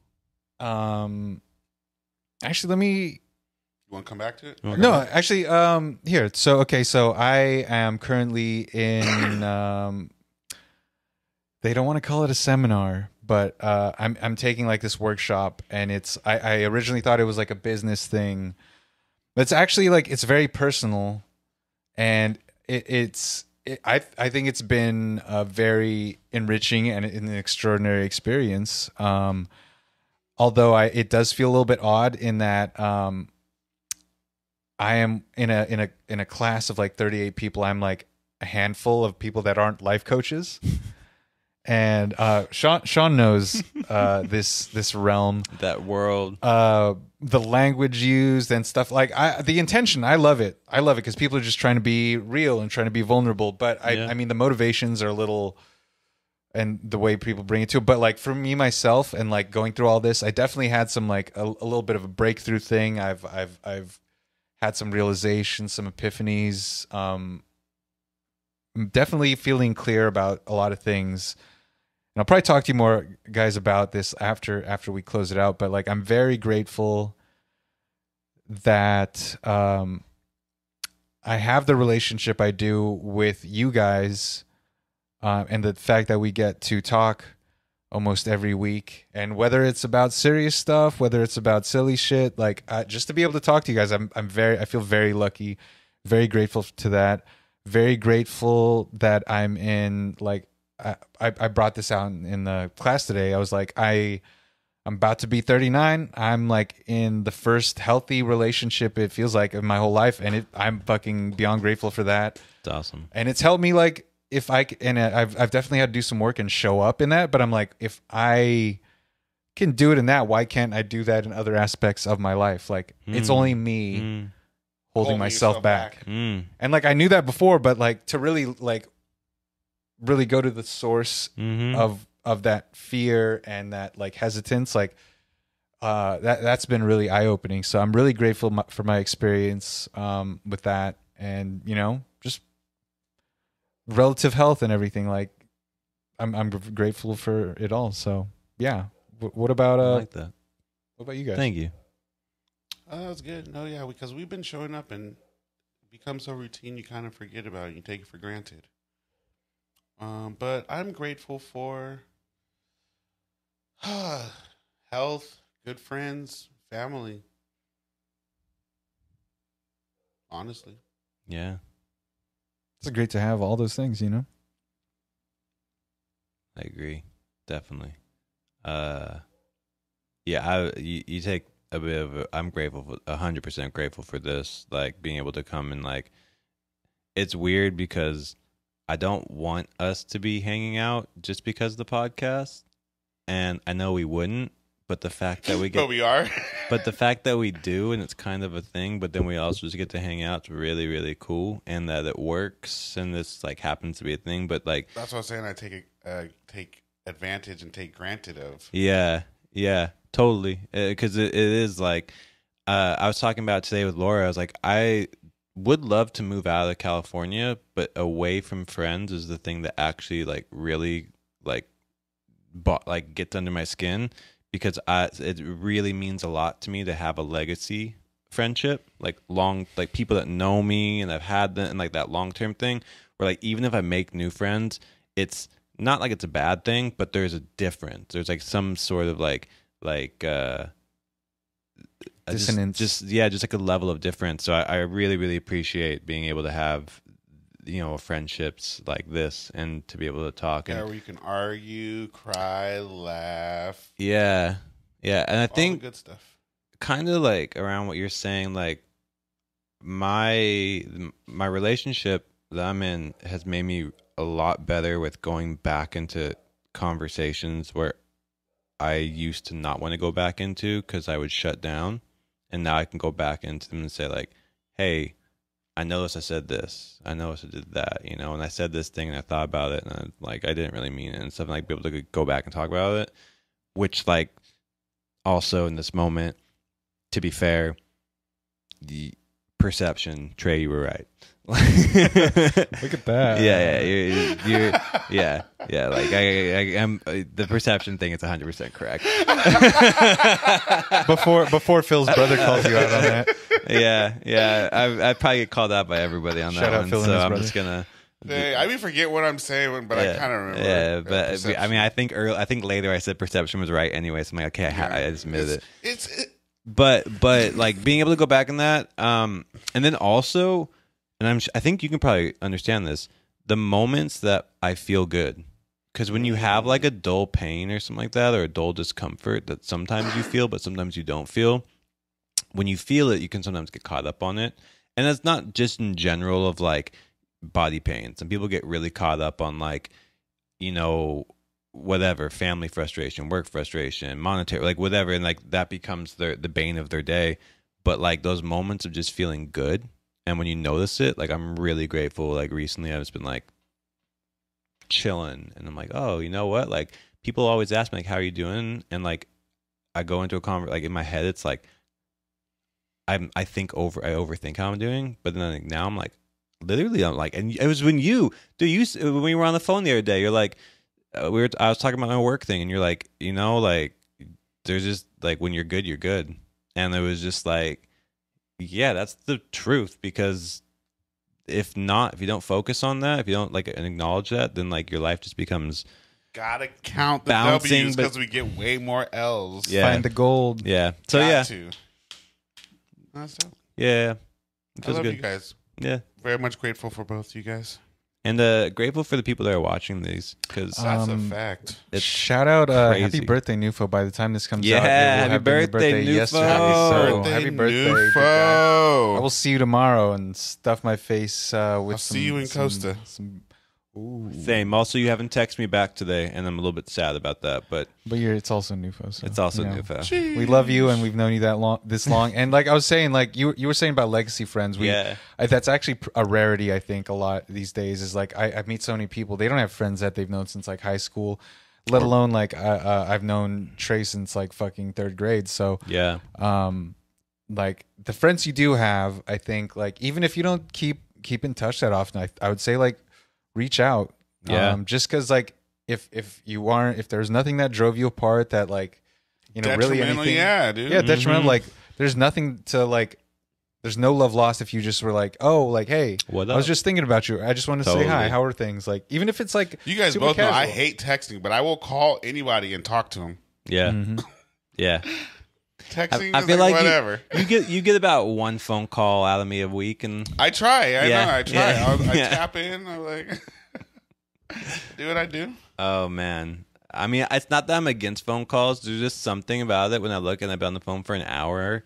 It's like that shit's crazy. I feel I should be more like stoked for it. Maybe like holy shit, we've been talking for an hour. Maybe like, I can lean into it for more enjoyment. But sometimes I'm like, what the fuck? Just talk for an hour. Like that's the beauty. Well, I mean, I think it's actually quite beautiful because you're present the whole hour. Did you talk? You're not. That is the beauty. Because it's hard to do anything else. You can't be on the computer. Like you can passively, but like you could text and like you could do something else. But like when you're on the phone, like you're on the phone. I love getting off the phone with you guys. I look at it like hour 20. That's my boy. That's my boy. Because you ain't gonna talk to anybody for more than a minute. That's why I love texting. Like a minute 60 is like, what were we talking about for that long? Yeah. Yeah. Yeah, like what you don't. I mean, like I guess what you do know is, and what you don't know, like if you know Trey is like. He says he's introverted, and like yeah, he is. I think he is. I'm equally both. I think he's a bit ambivert. I think you actually probably tend more towards introvert, and so when you are extroverted, you are more expressive. Yeah, you are very more outspoken and stuff. But yeah, I love talking to people. Did you guys know that on the astrological calendar? Or are we all linked up? Well, we're all three of us are linked up perfectly. We're all like compatible, but you both are the opposites. Like directly? Direct opposites. Yeah. I feel it. Yeah. But yeah, Scorpio, Taurus, and Cancer are like all the ones that if like. I believed in that shit, my wife would be either one of your signs. That's basically same thing. It's what's so funny. I'm like, that's why I fuck with these dudes. It's funny. Like I always heard that. My friend Michelle, shout out Michelle, said that I've never met her and never dated one, but he's like Cancers and Scorpios are like very compatible. Mm-hmm. Yeah, Taurus, Cancer, Taurus, Scorpio. Yeah, because we're both water signs. We're both crustaceans in that sense with our like little pincers and stuff. And then you are the grounded, like super. They say water and earth makes mud, baby. Yep. Sheesh, no, that's dang. Because the homegirl is like stuff. her birthday is literally like 7 days, 6 days after yours. Oh shit! Like, y'all twins. Yeah, I will say Cancers. We all act quite alike. And my mom's a Cancer, and she's OCD'd out. I mean, I guess, no, not that bad. Particular. Anyway, I am particular. That's for damn sure. Particular. Thank you all so much. All right. Well, it's good to be back. It feels weird. It feels weird to miss a week. As much as sometimes too much. Sometimes I love a break, but then I love it, but then I'm like, it feels. I love it. There's a little bit of a void. I miss it. Yeah, mm-hmm. a little bit. No, it was good. We need to get back on our shit too. We're gonna be giving you guys more content, better stuff. We're let's put some thumbnails on this shit. I'll make those. We'll do the long form shorts. We got our short longs. Win. We have our first long form up. I saw that. Yeah, nice. I just gotta get on the game. Yeah. And you have 10 more days to not break edge. Oh, I'm not going to break edge anymore. I'm not breaking no more. Yeah. Good. So we're just gonna. Okay. So we got one more episode, and then I got to eat wings. No, next episode we're gonna eat wings because like I believe it because I was like, oh, you just want to do it next episode because the one and follow. Are we gonna have one? Or we will before we go to Costa Rica. Yeah, before we go to Costa Rica, and then we're gonna film one in Costa Rica. Yeah. Okay. So and like hopefully vlog.